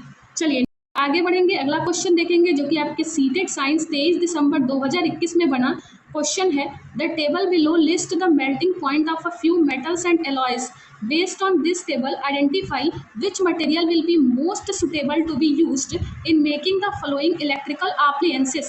अगर हम इलेक्ट्रिकल appliances की बात करें तो इसमें फॉर एग्जांपल ले तो हीटर आ जाएगा, प्रेस यानी कि आयरन आ जाएगा, तो यहाँ हीटिंग इफेक्ट देखने को मिलता है, राइट। सो जो हम वायर यूज कर रहे हैं इनका जो मेल्टिंग पॉइंट है वो बहुत हाई होना चाहिए ताकि वो आसानी से पिघले ना, करंट वहाँ पर फ्लो करे तो ऐसा ना हो कि वायर टूट जाए, राइट। नीचे दी गई सारणी में कुछ धातु और मिश्र धातुओं के गलनांकों की सूची दी गई है। इस सारणी के आधार पर इस सूची में से कौन सी सामग्री निम्न विद्युत उपकरणों के निर्माण में सर्वदा उपयुक्त है। देखिए इलेक्ट्रिकल एप्लायंसेस की बात हमने करी तो हमने समझा था ऊपर हीटिंग इफेक्ट, राइट। तो heating effect of electric current में भी हमने समझा था कि यहाँ पे देखने को मिलता है कि जो हम वायर यूज कर रहे हैं इनका जो मेल्टिंग पॉइंट है वो बहुत हाई होना चाहिए ताकि वो आसानी से पिघले ना, करंट वहाँ पर फ्लो करे तो ऐसा ना हो कि वायर टूट जाए। और अगर हम बात करें फ्यूज वायर की, ओके, अगर हम बात करें फ्यूज़ वायर की तो फ्यूज़ वायर में हम जो फ्यूज़ यूज करते हैं तो पतले वायर का होना चाहिए उसमें, राइट। जब भी ज़्यादा लिमिट पास होती है करंट की, हमने अभी ऊपर समझा फ्यूज़ के बारे में, तो हमने समझा जब करंट की ज़्यादा लिमिट पास हो जाती है, करंट की जब ज़्यादा लिमिट पास होती है तो वो टूट जाती है वायर। सो मेल्टिंग पॉइंट फ्यूज़ का कम होना चाहिए, फ्यूज़ हमें सेफ्टी प्रदान करता है, राइट। तो इसलिए हम वहाँ पे फ्यूज़ में पतले वायर का प्रयोग करते हैं ताकि जब ज़्यादा लिमिट पास हो करंट की तो वो टूट जाए। ओके, सो मेल्टिंग पॉइंट आप लोगों को ध्यान रखना है कि फ्यूज का मेल्टिंग पॉइंट कम होना चाहिए। सो चलिए चेक करते हैं, दे रखा एक side name of the metal और एक साइड मेल्टिंग पॉइंट उनका दे रखा। यहाँ पे देखिए सबसे ज़्यादा किसका दे रखा, सबसे ज़्यादा दे रखा है यहाँ पे निक्रोम का। ओके, तो हमने अभी समझा कि यहाँ पे इलेक्ट्रिकल अप्लायंस की बात हो रही है तो यहाँ पे हीटिंग इफेक्ट देखने को मिलता है। सो जो हम वायर यूज कर रहे हैं उनका जो मेल्टिंग पॉइंट होता है, जो गलनांक होता है वो बहुत हाई होना चाहिए ताकि वो आसानी से पिघले ना और करंट वहाँ पर फ्लो करे तो ऐसा ना हो कि वायर टूट जाए, राइट। तो हमारा एक हो गया निक्रोम जो यहाँ पे बाकी जो सबसे कम है देखेंगे, जिसका सबसे कम मेल्टिंग पॉइंट है लेड एंड टीन, सबसे कम मेल्टिंग पॉइंट, इट मीन्स ये फ्यूज वायर है। फ्यूज वायर का मेल्टिंग पॉइंट कम होना चाहिए। जब भी हम वायर में फ्यूज यूज करते हैं तो पतले वायर का होता है, जब भी ज़्यादा लिमिट पास होती है तो करंट की जब वहाँ पे ज़्यादा लिमिट पास होती है तो वो टूट जाती है। सो मेल्टिंग पॉइंट कम होना चाहिए, राइट। तो सबसे ज़्यादा है हमारा निक्रोम का और सबसे कम है लेड एंड टीन का। चलिए ऑप्शन चेक करते हैं। देखिए, पहला दे रखा कॉपर और फ्यूज वायर में एल्युमिनियम, ये होगा नहीं।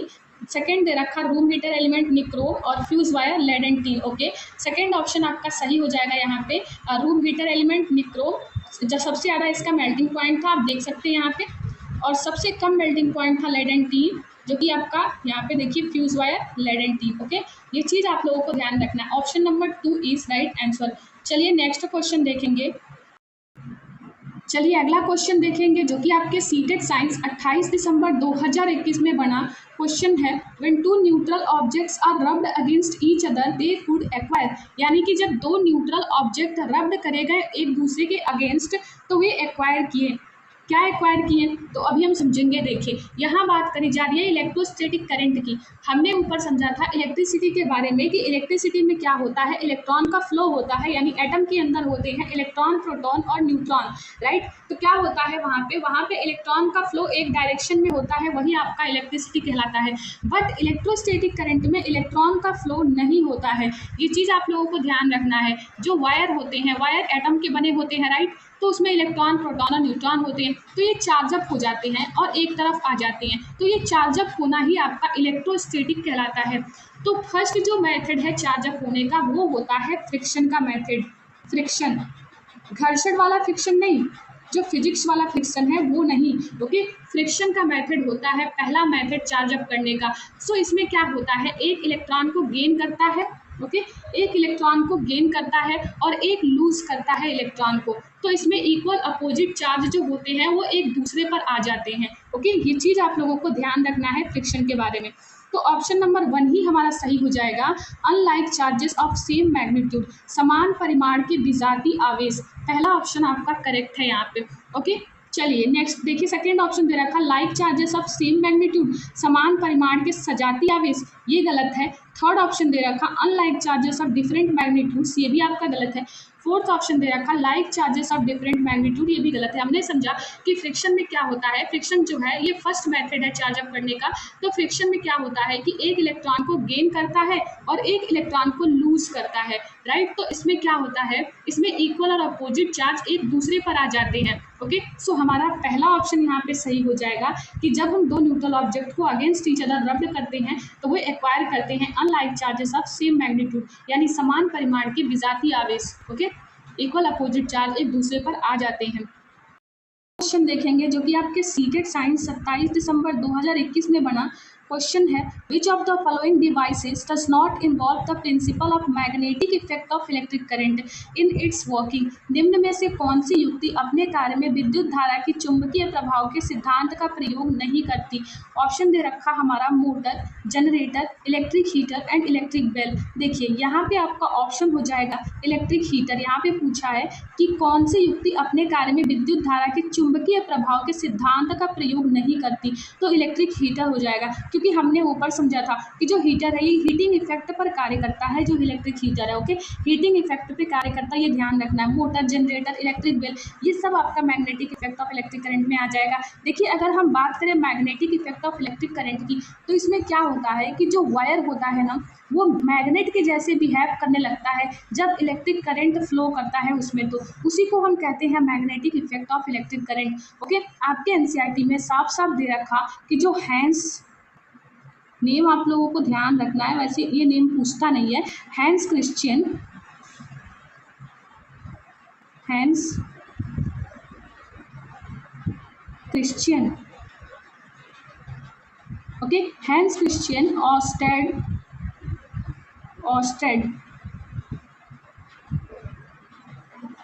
हैंस क्रिश्चियन ऑस्टेड पहले वैज्ञानिक थे जिन्होंने ये पता लगाया था। Okay, magnetic effect of electric current. Okay, so अगर हम बात करें विद्युत धारा प्रवाहित होने पर जब तार जो है वो चुंबक की तरह व्यवहार करता है तो उसे ही हम विद्युत धारा का चुंबकीय प्रभाव कहते हैं। फॉर एग्जाम्पल, अगर मान लीजिए आप खाली माचिस की डिब्बी लेते हो और उस पर आप क्या करते हो कि इलेक्ट्रिक वायर को लपेट देते हो। खाली माचिस की डिब्बी लेकर के आप क्या करेंगे, विद्युत तार के कुछ फेरे उस पर लपेट देंगे और उसके भीतर क्या करेंगे, उस डिब्बी के भीतर आप क्या करेंगे कि चुंबकीय सुई रख देंगे, यानी कि मैग्नेटिक निडल रख देंगे। ओके, अब क्या करेंगे कि तार को स्विच और सेल से जोड़ेंगे, यानी कि अब जो तार आपने लपेटा है डिब्बी के ऊपर उसको आप स्विच और सेल से जोड़ेंगे।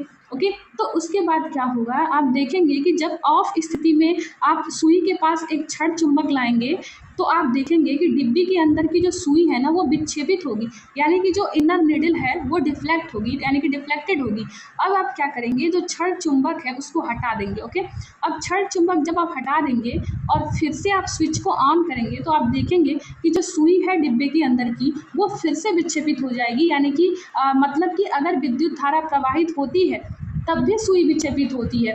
और आपने देखा कि जब वहाँ पे विद्युत धारा, हमने स्विच को जब ऑफ स्थिति में भी हम सुई के पास छड़ चुंबक को लाए थे तो डिब्बी जो थी ये, उसके अंदर की जो सुई है वो विक्षेपित हो रही थी, राइट। ये चीज़ आप लोगों को ध्यान रखना है। अगर हम बात करें इलेक्ट्रोमैग्नेट की तो लोहे के किसी टुकड़े पर विद्युत रोधी तार से लिपटी विद्युत धारावाही कुंडली को ही हम विद्युत चुंबक यानी कि इलेक्ट्रोमैग्नेट कहते हैं। इसका इलेक्ट्रोमैग्नेट का उपयोग हम ज़्यादातर आपको देखने को मिलेगा कि बहुत सी युक्ति में हम करते हैं उसका उपयोग। फॉर एग्जाम्पल, खिलौने हो गए, क्रेन हो गए, जो भी जिसमें विद्युत चुंबक लगे होते हैं तो ये मेनी डिवाइसेस में यूज़ किए जाते हैं, टॉयज, क्रेन्स वगैरह में, विद्युत घंटी यानी कि इलेक्ट्रिक बेल में, राइट। तो ये चीज़ आप लोगों को ध्यान रखना है। ओके, देखिए यहाँ पे इलेक्ट्रिक बेल आपके एनसीईआरटी में साफ साफ दे रखा, इलेक्ट्रिक बेल। ओके, तो ये चीज़ आप लोगों को ध्यान रखना एकदम अच्छे से। सो यहाँ पे आपका ऑप्शन नंबर सी गलत हो जाएगा, इलेक्ट्रिक हीटर। चलिए नेक्स्ट क्वेश्चन देखेंगे। जो कि आपके सीटेट साइंस 27 दिसंबर 2021 में पूछा गया क्वेश्चन है, read the following statements and choose the correct option. चलिए चेक करते हैं। देखिए, एसर्शन और रीजन वाला क्वेश्चन है, यानी कि अभिकथन और कारण वाला। कथन क्या दे रखा, when an electric current passes through a wire it behaves like a magnet. जब विद्युत धारा किसी तार में से गुजरती है, जब विद्युत की धारा किसी तार में से गुजरती है तो वह तार चुंबक की भांति व्यवहार करता है।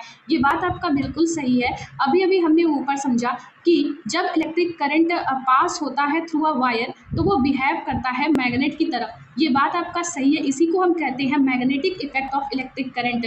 ओके, चलिए रीजन चेक करते हैं। रीजन दे रखा, wires are usually made up of magnetic materials. ये बात आपका गलत है कि तार अधिकतर चुंबकीय पदार्थ के बने होते हैं। तार अधिकतर चुंबकीय पदार्थ के नहीं बने होते।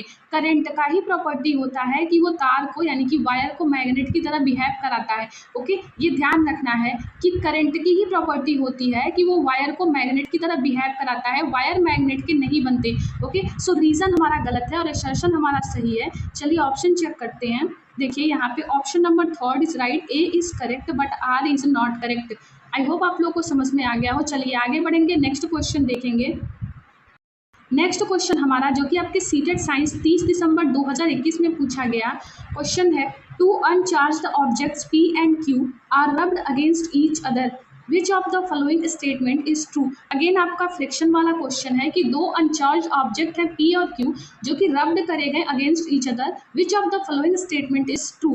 पी और क्यू दो अन्वेषित वस्तुओं को एक दूसरे के साथ रगड़ा जाता है, निम्न में से कौन सा कथन सही है। चलिए चेक करते हैं। पहला दे रखा, P and Q acquire equal and similar charge. P और क्यू पर बराबर एवं सजाती आवेश आता है। ये बात आपका गलत है। देखिए यहाँ पे दे रखा कि पी और क्यू पर बराबर एवं सजाती आवेश आता है, हमने फ्रिक्शन में ये समझा था, ये आपका गलत है। सेकंड दे रखा आपका कि P and Q acquire equal and opposite charge. P और क्यू पर बराबर एवं विजातीय आवेश आ जाता है। ये बात आपका बिल्कुल सही है कि पी और क्यू पर बराबर एवं विजातीय आवेश आता है, हमने फ्रिक्शन में समझा। ये जो कि फर्स्ट मेथड है चार्ज अप करने का, तो उसमें एक इलेक्ट्रॉन को गेन करता है। ओके, एक इलेक्ट्रॉन को गेन करता है, एक इलेक्ट्रॉन को लूज करता है। इसमें इक्वल और अपोजिट चार्ज एक दूसरे पर आ जाते हैं। तो ऑप्शन नंबर 2 हमारा करेक्ट है कि P and Q acquire equal and opposite charge. चलिए आगे बढ़ेंगे, अगला क्वेश्चन देखेंगे। सीटेड साइंस 29 दिसंबर 2021 में बना क्वेश्चन है, Victor connected a battery and a fixed resistance in the electric circuit, now he wants to regulate the current without changing the voltage, how can he do that. Question दे रखा, Victor ने विद्युत परिपथ में एक battery और एक निश्चित प्रतिरोधक यानी रेजिस्टेंस जोड़ा। अब वह विभवांतर यानी कि वोल्टेज को बदले बिना विद्युत प्रवाह को नियंत्रित करना चाहता है, वह ऐसा कैसे कर सकता है। देखिए यहाँ पे क्या करेगा, रेजिस्टेंस को वो कंट्रोल करेगा, रेजिस्टेंस को कंट्रोल करके करंट को कंट्रोल कर सकता है, राइट। तो यहाँ वो रियोस्टेट का यूज करते हैं, वोल्टेज को बिना चेंज करे, यहाँ दे रखा ओके, तो वोल्टेज को बिना चेंज करे वो रेजिस्टेंस को कंट्रोल करके करंट को कंट्रोल करेगा, तो वहाँ यहाँ पे वो रियोस्टेट का यूज करेगा। ओके, देखिए ऑप्शन में दे रखा है यहाँ पे पहला ऑप्शन आपका सही हो जाएगा, बाय कनेक्टिंग रियोस्टेट यानी परिवर्ती प्रतिरोधक को जोड़कर। रियोस्टेट क्या होता है, देखिए जो रियोस्टेट होता है वो यूज होता है चेंज करने के लिए करंट को, सर्किट में जो करंट है उसको चेंज करने के लिए without the change in the voltage. Okay, ये चीज़ आप लोगों को ध्यान रखना है, क्योंकि एक रियोस्टेट जो होता है ना वो एक वेरिएबल रजिस्टर है जो कि यूज होता है कंट्रोल करने के लिए इलेक्ट्रिक करंट को बाय इंक्रीजिंग या फिर decreasing the resistance manually. Okay, point याद रखना है कि यूज होता है करंट को चेंज करने के लिए इन the circuit without the change in the voltage, ये भी ध्यान रखना है, क्योंकि रियोस्टेट एक वेरिएबल रजिस्टर है जो कि यूज होता है कंट्रोल करने के लिए इलेक्ट्रिक करंट बाय इंक्रीजिंग और डिक्रीजिंग द रेजिस्टेंस मैनुअली। आपके सीटेड साइंस 30 दिसंबर 2021 में पूछा गया क्वेश्चन है, which of the following is best suited to make a fuse wire. हमने फ्यूज वायर के बारे में कई बार समझ लिया, फ्यूज वायर से कई बार क्वेश्चन बने हैं, आप लोगों को ध्यान रखना है। निम्न में से कौन सा पदार्थ फ्यूज का तार बनाने के लिए सबसे उपयुक्त है, चलिए चेक करते हैं। एक साइड दे रखा मटेरियल, एक साइड मेल्टिंग पॉइंट और एक साइड रेजिस्टिविटी। तो देखिए यहाँ पे दे रखा आपका high low high high low high low high low. तो देखिए यहाँ पे हमें देखना है फ्यूज वायर, तो फ्यूज वायर के लिए हमें देखना है मेल्टिंग पॉइंट लो होगी और रेजिस्टेंस हाई होगा तो करंट को ज़्यादा रोक सके। ओके, रेजिस्टेंस हाई होगा तो करंट को ज़्यादा रोक सके, राइट, और मेल्टिंग पॉइंट लो होती है, फ्यूज वायर की मेल्टिंग पॉइंट लो होती है, तो आपका ये जेड जो दे रखा यही सही हो जाएगा। देखिए melting point low, resistivity high. Okay, fuse wire का मेल्टिंग पॉइंट लो होता है ताकि वहाँ पे जब करंट उस करंट जो है वो ज़्यादा फ्लो करता है, तेज़ी से हाई फ्लो करने लगता है तो वायर टूट जाए, राइट। तो अगर हम बात करें मेल्टिंग पॉइंट की, तो फ्यूज वायर का जो मेल्टिंग पॉइंट होता है वो लो होता है और रेजिस्टेंस हाई होता है। रेजिस्टेंस हाई होगा तो करंट को ज़्यादा रोक सकेगा वहाँ पे, राइट। तो रेजिस्टेंस तो वहाँ पे हाई होता है but melting point fuse wire का लो होता है, ये चीज़ आप लोगों को अच्छे से ध्यान रखना है। सो यहाँ पे हमारा जेड सही हो जाएगा, ऑप्शन नंबर 3 में दे रखा Z, so 3rd option is right answer. चलिए आगे बढ़ेंगे, नेक्स्ट क्वेश्चन देखेंगे जो कि सीटेड साइंस 30 दिसंबर 2021 में बना क्वेश्चन है, it is observe that when current is passed through an electric bulb its filament gets heated up but the wire carrying current does not, which of the following could be the reason for this. देखिए यहाँ पे दे रखा कि यह देखा जाता है कि जब बिजली के बल्ब में विद्युत धारा गुजरती है तब उसका तंतु तो गर्म हो जाता है लेकिन विद्युत धारा को ले जाने वाली तार नहीं चमकती, निम्न में से कौन सा इसका कारण हो सकता है। देखिए अगर हम विद्युत बल्ब की बात करें तो विद्युत बल्ब के जो तंतु होते हैं यानी कि जो फिलामेंट्स होते हैं वो इतने उच्च ताप तक हो जाते हैं यानी कि हीट हो जाते हैं। अगर हम बात करें इलेक्ट्रिक बल्ब के फिलामेंट्स की तो वो हीटेड हो जाते हैं इतने हाई टेम्परेचर में कि वो प्रकाश देना स्टार्ट कर देते हैं, यानी कि स्टार्ट कर देते हैं लाइट देना। तो कभी कभी आपको देखने को मिलेगा कि जब और हमेशा ही आपको ये देखने को मिलता है कि जो विद्युत बल्ब होते हैं ना वो प्रकाश के साथ हीट भी देते हैं, राइट, ये बात तो सबने नोटिस करा होगा। तो इससे विद्युत की क्षति होती है, अर्थात जो बल्ब होते हैं तो बल्ब के स्थान पर कहा जाता है कि फ्लोरेसेंट ट्यूबलाइट का प्रयोग करना चाहिए, यानी कि इलेक्ट्रिक बल्ब जो होते हैं वो हीट देते हैं लाइट के साथ साथ, तो वहाँ पे इलेक्ट्रिसिटी का लॉस होता है।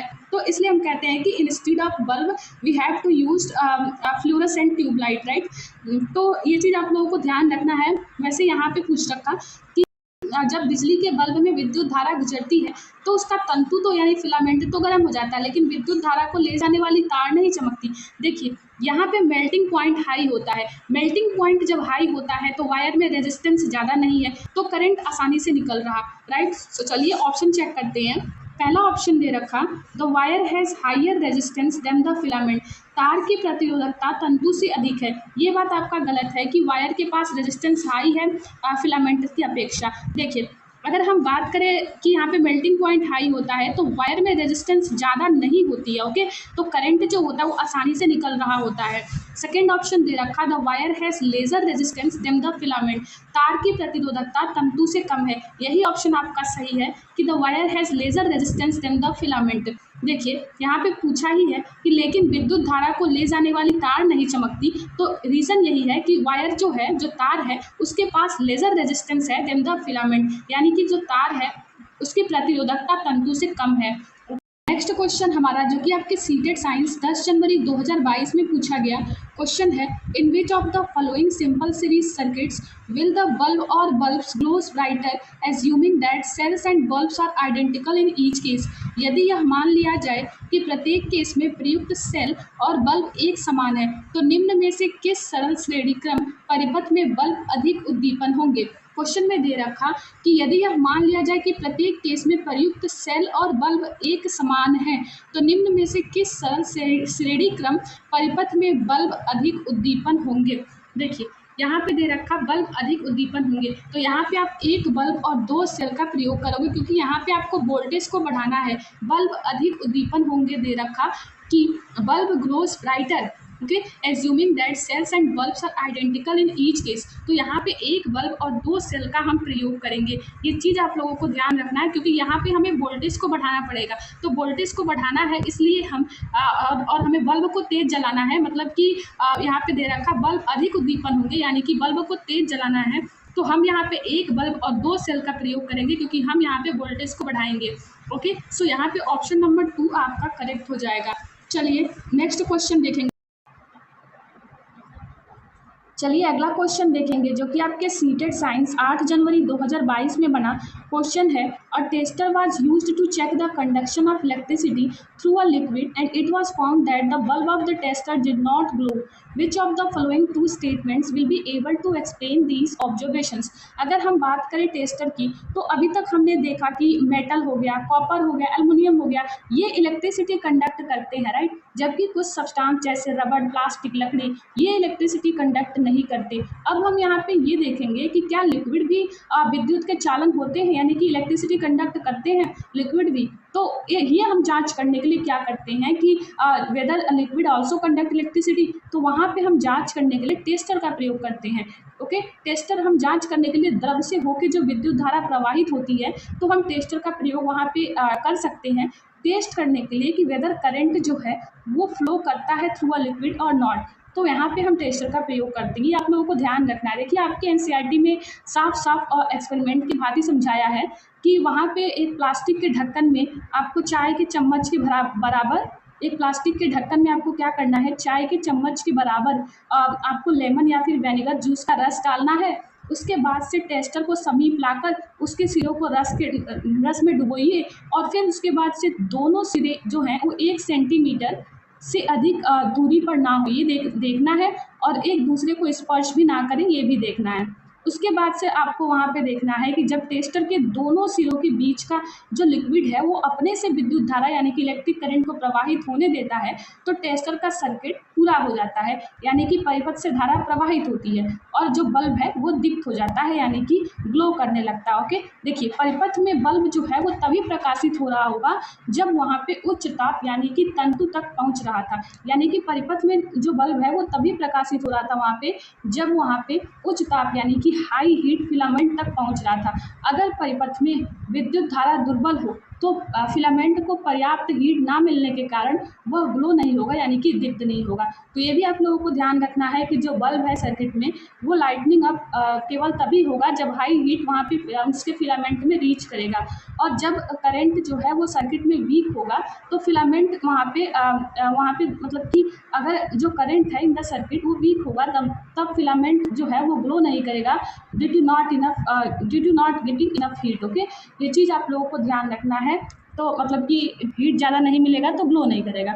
सो अगर फिलामेंट टूट जाता है तो हम कहते हैं कि बल्ब जो है वो फ्यूज हो जाता है, ओके। तो ये थोड़ा एक्स्ट्रा पॉइंट था, ये चीज़ आप लोगों को ध्यान रखना है। वैसे बस ऐसे ही क्वेश्चन टेस्टर से बना है एक दो, ये चलिए देखते हैं। देखिए क्वेश्चन दे रखा एक द्रव में विद्युत धारा के प्रवाह को जांचने के लिए एक संप्रेक्षित टेस्टर का प्रयोग किया गया और पाया गया कि संप्रेक्षित का बल्ब नहीं जला। निम्नलिखित दो कथनों में से कौन सा कथन इस अवलोकन की व्याख्या कर पाएगा। यहाँ पे बल्ब जला नहीं है और अभी अभी हमने डिस्कस करा ये चीज़। The circuit of tester remained incomplete, ये बात बिल्कुल सही है। The current through the tester was too weak, ये भी बात बिल्कुल सही है कि संप्रेक्षित में विद्युत धारा दुर्बल थी, अभी अभी हमने डिस्कस करा। और संप्रेक्षित का परिपथ पूरा नहीं हुआ, तभी बल्ब जो है वो ग्लो नहीं करा।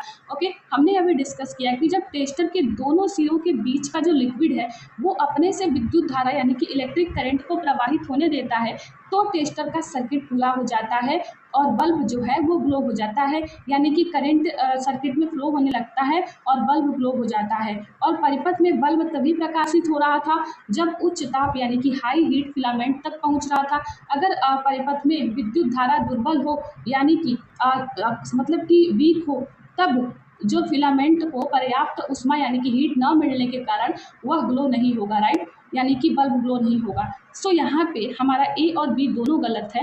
ओके, ए और बी दोनों इस कथन का रीज़न है, यानी कि अवलोकन को व्याख्या कर पाएगा, क्योंकि यहाँ पे गलत नहीं पूछा, यहाँ पे पूछा है कि एक द्रव में विद्युत धारा के प्रवाह को जांचने के लिए एक संप्रेक्षित टेस्टर का प्रयोग किया गया और पाया गया कि संप्रेक्षित का बल्ब नहीं जला। तो इस कंडीशन में हम देख सकते हैं कि इस कथन के अवलोकन की व्याख्या ये हमारा दोनों ही ऑप्शन कर रहा है, ए और बी। चलिए देखते हैं किस में दे रखा है ए और बी। ऑप्शन नंबर थर्ड में दे रखा both A and B, so option number third is right answer. I hope आप लोग समझ गए होंगे। आपके एनसीईआरटी में ये भी दे रखा कि हम बल्ब के स्थान पर डायोड का उपयोग कर सकते हैं दुर्बल यानी कि वीक धारा के लिए। हम ऐसा टेस्टर भी बना सकते हैं जो वीक करंट को भी संसूचित कर सके। हमने वहाँ पे देखा था कि टेस्टर को के सिरों को जब नींबू में डालेंगे और देखेंगे कि सुई यानी कि निडल वहाँ पे दे रखा आपके एनसीईआरटी में कि निडल जो है वो डिफ्लेक्टेड हुई या नहीं, तो हमने देखा परीक्षण में कि वहाँ पे नींबू या सिरका जो है वो विद्युत के अच्छे चालक हैं, राइट। तो ये आपके एनसीईआरटी में दे रखा परीक्षण के माध्यम से, तो आप लोगों को ध्यान रखना है लेमन और vinegar are good conductor of electricity. चलिए अगला क्वेश्चन देखेंगे जो कि आपके सीटेड साइंस 6 जनवरी 2022 में बना क्वेश्चन है। Radhika connect a series arrangement of two identical sales with a series arrangement of two bulbs which should she do to make the bulbs glow dimmer। Radhika दो एक समान सेलों की श्रेणी क्रम व्यवस्था को दो बल्बों की श्रेणी क्रम व्यवस्था से जोड़ती है, उसे क्या करना चाहिए कि बल्ब का उद्दीपन मंद हो जाए। चलिए चेक करते हैं। पहला ऑप्शन दे रखा replace one cell with a piece of chalk, यानी कि एक सेल को एक चौक के टुकड़े से बदलना चाहिए। देखिए जो चौक है ये बैड कंडक्टर ऑफ इलेक्ट्रिसिटी है, तो ये नहीं होगा। सेकेंड ऑप्शन दे रखा replace one cell with a piece of metal wire, एक सेल को एक धातु की तार के टुकड़े से बदलना चाहिए। ये बात आपका बिल्कुल सही है। देखिए उसे बल्ब को ग्लो करने से मतलब कि उसे डीमर ग्लो करना है, यानी कि मंद करना है, यानी कि बल्ब को धीमा जलाना है। यहाँ पे दे रखा कि राधिका दो एक समान सेलों की श्रेणीक्रम व्यवस्था को दो बल्बों की श्रेणीक्रम व्यवस्था से जोड़ती है, उसे क्या करना चाहिए कि बल्ब का उद्दीपन मंद हो जाए, यानी कि मंद करना है, धीमा करना है। तो यहाँ पे उसको क्या करना पड़ेगा, यहाँ पे उसको वोल्टेज को कम करना होगा। देखिए चलिए ऑप्शन चेक करते हैं। हमारा पहला ऑप्शन दे रखा replace one cell with a piece of chalk. देखिए ये आपका गलत है। चॉक की बात करें तो chalk bad conductor of electricity है, तो वो चॉक को नहीं लगाएगी एक सेल को हटा करके। सेकेंड ऑप्शन दे रखा replace one cell with a piece of metal wire, यानी कि हमारा सेकेंड ऑप्शन सही हो जाएगा। एक सेल को एक धातु के तार के टुकड़े से बदलना चाहिए। देखिए यहाँ पे राधिका ने क्या करा है, राधिका ने दो एक समान सेलों की श्रेणीक्रम व्यवस्था को दो बल्बों की श्रेणीक्रम व्यवस्था से जोड़ती है, यानी कि उसने यहाँ पे एक बल्ब लगाया, फिर यहाँ पे उसने एक सेल लगाया, फिर यहाँ पे उसने एक बल्ब लगाया, फिर एक सेल लगाया। तो उसने दो समान सेलों की श्रेणीक्रम व्यवस्था को दो बल्बों की श्रेणीक्रम व्यवस्था से जोड़ा। तो यहाँ पे उसे ऐसा क्या करना चाहिए कि जो इस बल्ब का उद्दीपन जो है वो मंद हो जाए। तो ऐसे कंडीशन में वो वोल्टेज को कम करेगी, और वोल्टेज को कम करने के लिए एक सेल को हटा दो, सिंपल। तो वो क्या करेगी, एक सेल को हटा देगी। ये सेल जो है यही तो करंट को फ्लो करा रहा है, राइट। यही जो है सेल, यही करंट को तेजी से फ्लो करा रहा है, राइट। तो सेल की जगह वो मेटल वायर लगा देगी यहाँ पे, एक सेल को हटा देगी यहाँ पे, ओके, ताकि जो बल्ब का उद्दीपन है वो मंद हो जाए। तो इस कंडीशन में वो क्या करेगी, सेल की जगह मेटल वायर लगा देगी जिससे सर्किट वहाँ बना रहे, ओके। सेल की जगह वो मेटल वायर लगा देगी जिससे सर्किट बना रहे। सो option number second is right answer. Chalk की बात करें तो चॉक आपका बैड कंडक्टर है, ओके। यहाँ पे थर्ड ऑप्शन दे रखा, replace one bulb with a piece of metal wire, एक बल्ब को धातु की तार के टुकड़े से बदलना चाहिए। देखिए ये ऑप्शन आपका यहाँ पे दे रखा कि बल्ब को, यानी कि बल्ब को हटा करके धातु के तार के टुकड़े से बदलना चाहिए। यहाँ पे वो बल्ब को रिप्लेस नहीं करेगी, उसे तो बल्ब को डिम करना है, राइट। तो थर्ड आपका गलत हो जाएगा। फोर्थ दे रखा, replace one bulb with a cell, एक बल्ब को एक सेल से बदलना चाहिए, यानी कि एक बल्ब को एक सेल से बदल देगी। तो यहाँ पे क्या होगा, वहाँ पे उसने ऑलरेडी दो सेल लगाया है और दो बल्ब लगाया है, ये सेल जो है वो करंट को तेजी से फ्लो करा रहा है। तो ऐसे कंडीशन में वो सेल को हटाएगी, एक सेल को हटा देगी। सेल ही तो है जो करंट को तेजी से फ्लो करा रहा है, तो सेल की जगह वो मेटल का वायर लगा देगी जिससे वहाँ पे सर्किट बना रहे। सो ऑप्शन नंबर 2 ही हमारा करेक्ट हो जाएगा, ओके। आई होप आप लोग समझ गए होंगे। चलिए आगे बढ़ेंगे, जो कि आपके सीटेड साइंस 8 जनवरी 2022 में बना क्वेश्चन है, which of the following solutions in water do not conduct electricity, निम्नलिखित में से कौन सा जलीय विलयन विद्युत धारा का चालन नहीं करता। पहला ऑप्शन दे रखा lemon juice, second option sugar solution, third is caustic soda solution and fourth is common salt solution.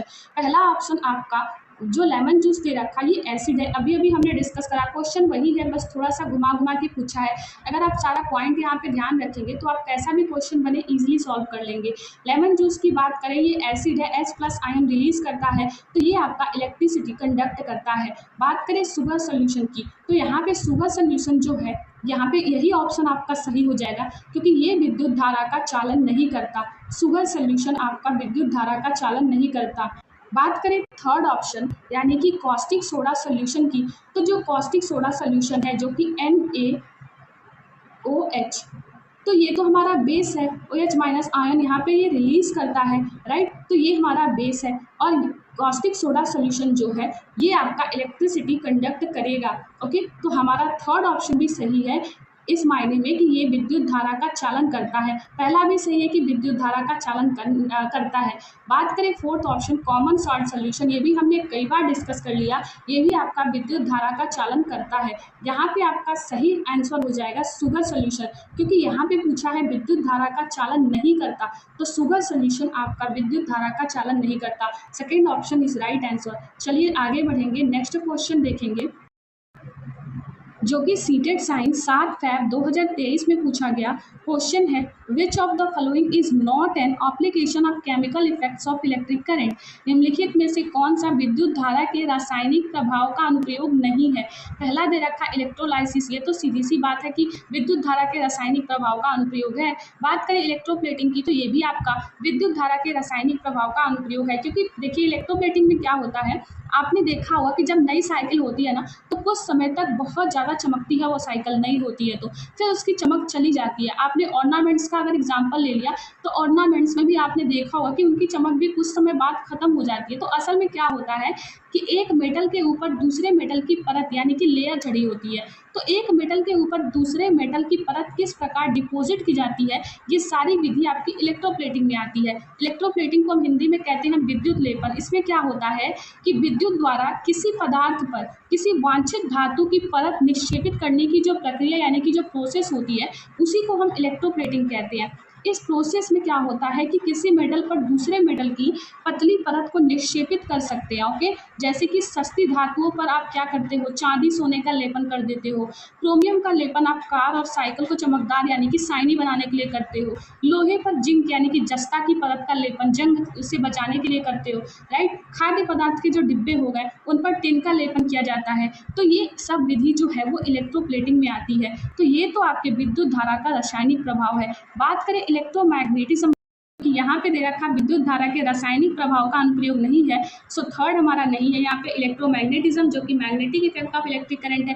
बात करें गैल्वेनाइजेशन की, तो यहाँ भी आपको केमिकल रिएक्शन देखने को मिलेगा, राइट। तो देखिए, ज़्यादातर आपको देखने को मिलेगा जो विद्युत चालक करने वाले अधिकांश जो द्रव होते हैं ना, वो अम्ल यानी कि एसिड, बेस या फिर सॉल्ट के सॉल्यूशन में होते हैं, राइट। ज़्यादातर लिक्विड, मोस्ट लिक्विड जो है वो कंडक्ट करते हैं इलेक्ट्रिसिटी किस सॉल्यूशन में, तो एसिड, बेसिस और सॉल्ट्स में, राइट। तो ये चीज़ आप लोगों को ध्यान रखना है। थर्ड ऑप्शन यहाँ पे करेक्ट है, इलेक्ट्रोमैग्नेटिज्म। चलिए नेक्स्ट क्वेश्चन देखेंगे। आवर नेक्स्ट क्वेश्चन इज, जो कि आपके सीटेड साइंस 3 फरवरी 2023 में बना। क्वेश्चन है what should be the characteristics of a fuse. Again आपका फ्यूज से ही क्वेश्चन बना। यहाँ पे हमें बताना है कि फ्यूज का कैरेक्टरिस्टिक्स क्या होना चाहिए। चलिए चेक करते हैं ऑप्शन। पहला ऑप्शन दे रखा thin wire, low resistivity, low melting point. High resistivity होना चाहिए और लो मेल्टिंग पॉइंट होना चाहिए, हमने कई बार डिस्कस कर लिया। तो पहला ऑप्शन हमारा गलत है। Thick wire, low resistivity, high melting point, ये बात भी आपका गलत है। लो मेल्टिंग पॉइंट होना चाहिए। Thin wire, high resistivity and low melting point, यही बात आपका सही है। थिन वायर होना चाहिए, हाई रेजिस्टिविटी होना चाहिए और लो मेल्टिंग पॉइंट होना चाहिए। ये है फ्यूज का कैरेक्टरिस्टिक्स, हमने कई बार डिस्कस कर लिया, ये चीज़ आप लोगों को ध्यान रखना है।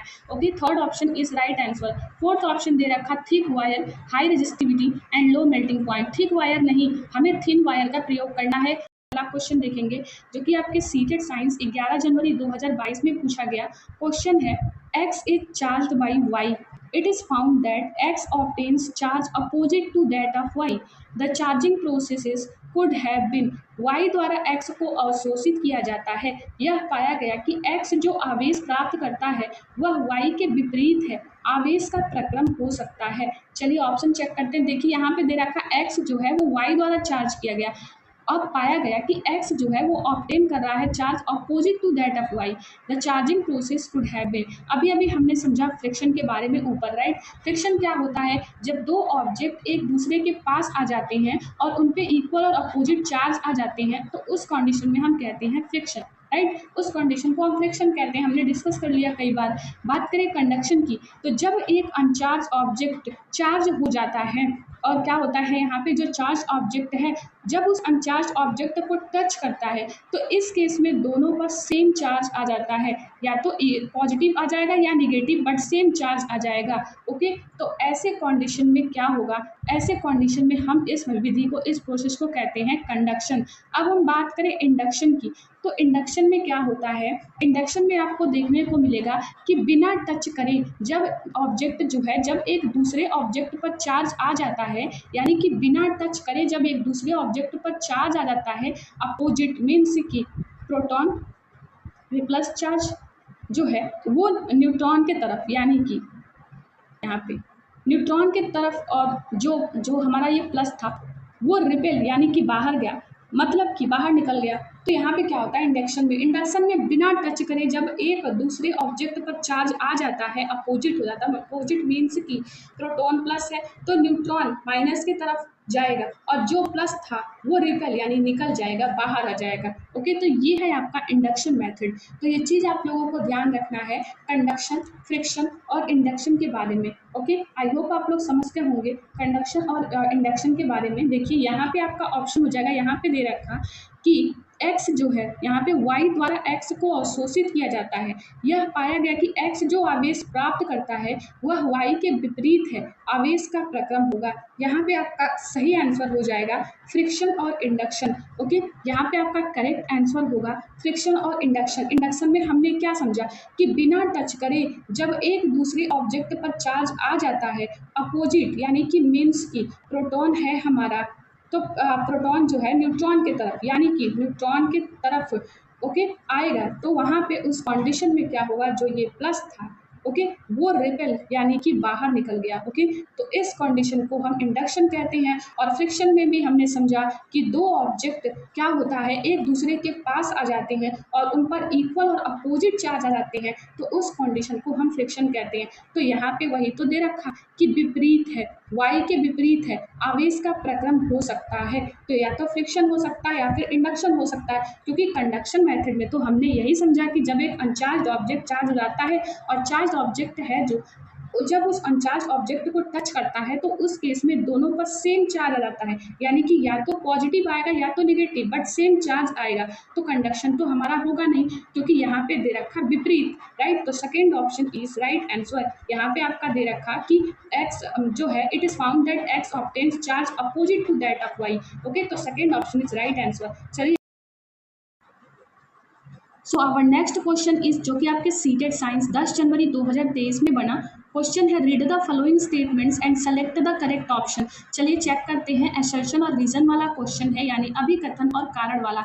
अभिकथन हमारा दे रखा, tap water is a good conductor of electricity. देखिए ये बात आपका बिल्कुल सही है। अगर हम बात करें, जो भी जल हमें नल से, हैंड पंप से या फिर वेल्स से, यानी कि कुओं से प्राप्त होता है, वह शुद्ध नहीं होता, राइट। उनमें अनेक लवण घुले होते हैं, यानी कि मैनी सॉल्ट्स उनमें डिजॉल्व होते हैं, राइट। तो इसलिए हम कहते हैं कि ये जो जल है, ये जो वाटर है, ये विद्युत के सुचालक होते हैं। ओके, ये विद्युत के सुचालक होते हैं, यानी गुड कंडक्टर ऑफ इलेक्ट्रिसिटी होते हैं। रीजन क्या दे रखा, tap water contains impurities in the form of dissolved salts, यानी कि जो टैप वाटर होता है वो कॉन्टेन करता है impurities in the form of dissolved salts. ये बात भी आपका बिल्कुल सही है। अभी अभी हमने समझा कि जो भी वाटर हमें टैप से, हैंडपंप से और वेल्स से प्राप्त होते हैं वो प्योर नहीं होते, उनमें मेनी सॉल्ट्स डिजॉल्व होते हैं, राइट। तो इसलिए हम उन्हें good conductor of hydro electricity कहते हैं। ओके, अगर यहाँ पे डिस्टिल्ड वाटर दे देता टैप वाटर की जगह तो आपका गलत हो जाता। देखिए जो डिस्टिल्ड वाटर होता है, यानी कि जो आसुत जल होता है, वो लवणों से मुक्त होने के कारण हीन चालक होता है, यानी कि जो आपका डिस्टिल्ड वाटर होता है वो इंफीरियर कंडक्टर होता है। क्यों?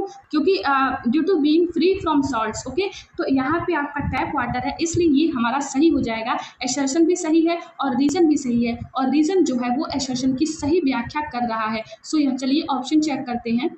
हमारा पहला ऑप्शन दे रखा, both A and R true and R is the correct explanation of A, यही आपका सही हो जाएगा। चलिए आगे बढ़ेंगे, अगला क्वेश्चन देखें। आवर नेक्स्ट क्वेश्चन, जो कि आपके सीटेड साइंस 17 जनवरी 2023 में पूछा गया क्वेश्चन है, to wires forming the open ends of a circuit consisting of a bulb and an electric cell are dipped in the following liquids one by one, and it is noted whether the bulb in the circuit glows or not. Following are the observation. एक विद्युत cell और bulb से बने विद्युत परिपथ के दो खुले सिरे बनती तारों को एक एक करके निम्नलिखित द्रवों, यहाँ पे द्रवों होगा, द्रवों में डुबोया गया और नोट किया गया कि बल्ब जो है वो जला नहीं। यहाँ पे आपका जला होगा, ये सही है, ये या नहीं होगा, यहाँ पे होगा जला, जला नहीं। किए गए अवलोकन निम्नलिखित हैं। ओके, किए गए अवलोकन निम्नलिखित हैं। चलिए चेक करते हैं। एक साइड लिक्विड दे रखा, बल्ब ग्लोज और नॉट। हमारा ए में और डी में बल्ब ग्लो करा है, बाकी बी और सी में बल्ब ग्लो नहीं करा है। चलिए चेक करते हैं। तो ए और डी में तो हमारा बल्ब ग्लो करा है, इट मीन्स वो गुड कंडक्टर ऑफ इलेक्ट्रिसिटी होंगे, क्योंकि बल्ब ग्लो उन्हीं में करेगा जो गुड कंडक्टर ऑफ इलेक्ट्रिसिटी होंगे, राइट। तो चलिए चेक करते हैं, A B C and D could be. पहला दे रखा, copper sulphate, sugar solution, distilled water and salt water, यही ऑप्शन आपका सही हो जाएगा। कॉपर सल्फेट और सॉल्ट वाटर, ये इसमें बल्ब ग्लो कर रहा है, राइट। हमारे ए में और डी में बल्ब ग्लो कर रहा है, बी और सी में बल्ब ग्लो नहीं कर रहा, तो ये हमारे बैड कंडक्टर ऑफ इलेक्ट्रिसिटी है, राइट। सॉल्ट वाटर और कॉपर सल्फेट की बात करें तो ये गुड कंडक्टर ऑफ इलेक्ट्रिसिटी है, इनमें बल्ब ग्लो करेगा, तो पहला ऑप्शन भी हमारा सही हो जाएगा। फिर भी चलिए ऑप्शन चेक करते हैं। सेकेंड ऑप्शन दे रखा, sugar solution, distilled water, salt water and copper sulphate. देखिए शुगर सोल्यूशन पहले में दे रखा, ए में हमारा शुगर सोल्यूशन, तो ये हमारा गलत हो जाएगा, क्योंकि ए में तो हमारा बल्ब ग्लो कर रहा है, राइट। तो शुगर सोल्यूशन तो हमारा गुड कंडक्टर ऑफ इलेक्ट्रिसिटी नहीं होता, तो बल्ब वहाँ तो ग्लो नहीं करेगा, तो सेकेंड ऑप्शन हमारा गलत है। थर्ड ऑप्शन भी डिस्टिल्ड वाटर दे रखा पहले ही, तो ये भी हमारा गलत हो जाएगा। हमने ऊपर भी समझा था कि जो डिस्टिल्ड वाटर है वो गुड कंडक्टर ऑफ इलेक्ट्रिसिटी नहीं है, राइट। तो ये ऑप्शन भी हमारा गलत हो जाएगा। यहाँ भी आपका शुगर सोल्यूशन दे रखा और हमने देखा कि ए और डी में बल्ब तो ग्लो कर रहा है, राइट। बात करें फोर्थ ऑप्शन की, फोर्थ ऑप्शन दे रखा, salt water, copper sulphate, sugar solution and distilled water. Again distilled water आप ही काट देंगे, क्योंकि ये गुड कंडक्टर ऑफ इलेक्ट्रिसिटी नहीं है, सो बल्ब इसमें ग्लो नहीं करेगा। और हमने देखा कि ए और डी में तो बल्ब ग्लो कर रहा है, तो हमारा पहला ऑप्शन सही हो जाएगा। ओके, चलिए आगे बढ़ेंगे। आवर नेक्स्ट क्वेश्चन, जो कि आपके सीटेड साइंस 19 जनवरी 2023 में पूछा गया क्वेश्चन है, two uncharged bodies X and Y are rubbed against each other. X and Y acquire. देखिए यहाँ पे फिर से बात हो रही है फ्रिक्शन की, राइट। फ्रिक्शन और फ्यूज से आपके क्वेश्चन ज़्यादा बने हैं, है ना। देखिए यहाँ पे क्वेश्चन में हम ऑप्शन चेक करेंगे, क्योंकि यहाँ पे बात हुई है टू अनचार्ज्ड बॉडीज है एक्स और वाई हमारे पास, जो कि रब्ड किया गया अगेंस्ट ईच अदर। तो X and Y acquire, simple सी बात है कि यहाँ पे बात फ्रिक्शन की हो रही है, so second option is right. Equal and opposite charge आ जाएंगे वहाँ पे। ओके, एक्स और वाई को आपस में एक दूसरे से रगड़ा गया, एक्स और वाई उपार्जित करेंगे इक्वल और opposite charge. Okay, I hope आप लोग समझ गए होंगे। चलिए आगे बढ़ेंगे, यहाँ तक आप लोगों को कोई दिक्कत परेशानी ना हो। हमारा अगला क्वेश्चन जो कि आपके सीटेड साइंस 1 फरवरी 2023 में बना क्वेश्चन है, which property of the filament in a bulb makes it's glow. Bulb में तंतु का कौन सा गुण उसे प्रदीप्त करता है। हमने वहाँ पे कई बार समझ लिया कि फिलामेंट, देखिए यहाँ पे पूछा है कि बल्ब में तंतु का कौन सा गुण उसे प्रदीप्त करता है। चलिए चेक करते हैं। High resistance and high melting point, पहला ऑप्शन ही आपका सही हो जाएगा। रेजिस्टेंस ज़्यादा होगा तो हीट प्रोड्यूस होगा, राइट, जो कि जिससे बल्ब ग्लो करेगा। तो पहला ऑप्शन आपका सही हो जाएगा, high resistance and high melting point, उच्च प्रतिरोधक एवं उच्च गलनांक। हमने ये कई बार डिस्कस कर लिया बल्ब के बारे में। सेकेंड ऑप्शन दे रखा low resistance and high melting point, ये बात आपका गलत है। रेजिस्टेंस ज़्यादा होगा तो हीट प्रोड्यूस होगी तो बल्ब ग्लो करेगा। थर्ड ऑप्शन दे रखा लो रेजिस्टेंस, अगेन आपका गलत हो जाएगा।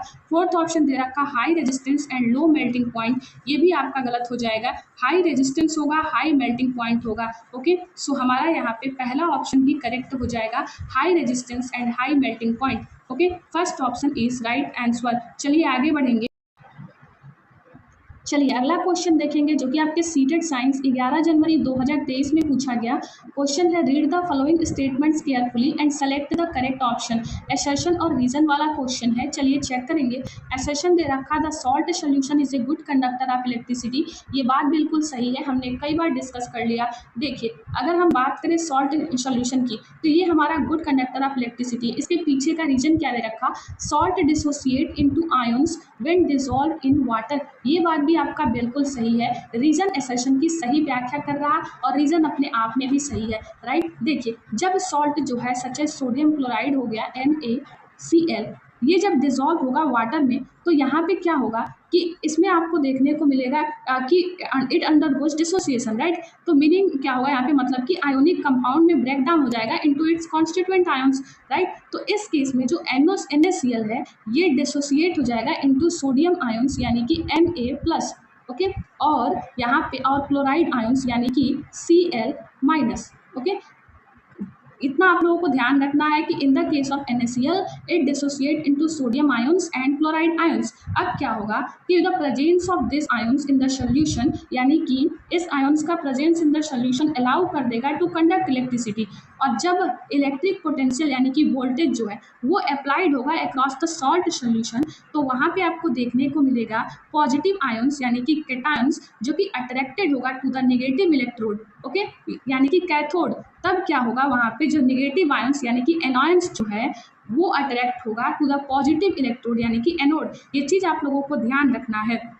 जब इलेक्ट्रिक पोटेंशियल यानी कि वोल्टेज अप्लाइड होगा अक्रॉस द सॉल्ट सॉल्यूशन तो पॉजिटिव आयंस यानी कि जो कैटायंस ये अट्रैक्टेड होगा टू द नेगेटिव इलेक्ट्रोड यानी कि कैथोड, ओके। और ये चीज़ आप लोगों को ध्यान रखना है, वाइल द नेगेटिव आयंस यानी कि एनॉयंस वो क्या होगा, अट्रैक्ट होगा टू द पॉजिटिव इलेक्ट्रोड यानी कि एनोड, ओके। ये चीज़ आप लोगों को ध्यान रखना है। तब आपको देखने को मिलेगा जैसे ही आयन इलेक्ट्रोड की ओर बढ़ते हैं, जो विलयन के माध्यम से जो अवशोषित कण होंगे उनका प्रवाह जो है वो विद्युत आवेश का स्थानांतरण करता है और जिसके परिणाम स्वरूप विद्युत का संवाहन होता है। तो ये पूरा प्रक्रिया होता है, ओके। हालांकि आप लोगों को बस इतना ध्यान रखना है कि salt dissociates into ions when dissolve in water, यही रीजन होता है कि the salt solution is a good conductor of electricity, यानी कि लवड़ी विलयन विद्युत का एक उत्तम चालक होता है। रीजन क्या होगा इसके बिहाइंड कि लवण जल में घोलने पर आयनों में विघटित होता है यानी कि आयंस डिसोसिएट करता है। बस यही आप लोगों को रीजन याद रखना है। हालांकि हमने पूरा प्रोसेस समझ लिया ताकि आगे आप लोगों को कोई दिक्कत ना हो। हालांकि यहाँ पे आपको डीप में जाने की जरूरत नहीं है। पहला ऑप्शन आपका करेक्ट हो जाएगा, both A and R true and R is the correct explanation of A. Okay, एक चीज़ और आप लोग यहाँ पे ध्यान रख सकते हैं कि कंडक्टिविटी ऑफ ए जो सॉल्ट सोल्यूशन होता है वो डिपेंड करता है on the concentration of dissolve ions. Okay, higher concentration अगर होगा डिजॉल्व सॉल्ट का तो रिजल्ट क्या होगा, हायर कंडक्टिविटी। और मतलब कि वहाँ पे आपको देखने को मिलेगा कि इतना आप लोगों को ध्यान रखना है कि जो लवड़ी विलयन की चालकता है वो घुले आयनों की सांद्रता पर निर्भर करती है। घुले लवड़ की उच्च सांद्रता के परिणाम स्वरूप उच्च चालकता होती है, यानी कि हाई कंडक्टिविटी होती है। और क्योंकि विद्युत का आवेश जो होता है तो विद्युत के आवेश का वहन करने के लिए अधिक आयन उपलब्ध होते हैं, राइट। मतलब कि हायर कंडक्टिविटी होता है, मोर आयंस अवेलेबल होते हैं कैरी करने के लिए इलेक्ट्रिक चार्ज। तो ये चीज़ आप लोगों को ध्यान रखना है कि conductivity of a salt solution depend होता है on the concentration of dissolve ions, क्योंकि higher concentration of dissolve salt जो होता है वो रिजल्ट देता है हायर कंडक्टिविटी, एज देयर वहाँ पे मोर आयंस अवेलेबल होते हैं कैरी करने के लिए electric charge. So first option is right answer. चलिए आगे बढ़ेंगे, अगला क्वेश्चन समझेंगे। चलिए अगला क्वेश्चन देखेंगे जो कि अगेन आपका एसर्शन और रीजन वाला ही क्वेश्चन है। क्वेश्चन दे रखा, read the following statements carefully and select the correct option. Assertion और रीजन वाला क्वेश्चन है, उसी टाइप का क्वेश्चन है। Sugar solution is a good conductor of electricity. हमने कई बार चर्चा कर लिया इस विषय में। सुगर सोल्यूशन आपका गुड कंडक्टर ऑफ इलेक्ट्रिसिटी नहीं है, ये बैड कंडक्टर ऑफ इलेक्ट्रिसिटी है। क्यों? क्योंकि देखिए जब सुगर यानी कि सुक्रोज डिजॉल्व हो जाता है वाटर में तो वो आयंस डिसोसिएट नहीं करता, इंस्टेड वो डिजॉल्व हो जाता है as a whole sugar molecules, right. तो आयंस डिसोसिएट नहीं करता वहाँ पे। तो एसर्शन तो हमारा गलत है कि it is a good conductor of electricity, no it is a bad conductor of electricity. Reason क्या दे रखा, sugar does not dissociate into ions in water. Exactly अभी अभी हमने समझा, रीजन तो इसके पीछे का सही है बट यहाँ पे गुड कंडक्टर नहीं बैड कंडक्टर होना चाहिए था, राइट। तो रीजन तो हमारा सही है बट एसर्शन हमारा गलत है। ओके, सो चलिए ऑप्शन चेक करते हैं। देखिए थर्ड ऑप्शन आपका सही हो जाएगा, ए इज ट्रू बट और इज फॉल्स। ओके, ए सही है पर आर गलत है। चलिए आगे बढ़ेंगे, अगला क्वेश्चन देखेंगे। अगेन आपका एसर्शन यानी कि अभिकथन और कारण वाला क्वेश्चन है। Read the following statements and select the correct option. चलिए एसर्शन पढ़ते हैं।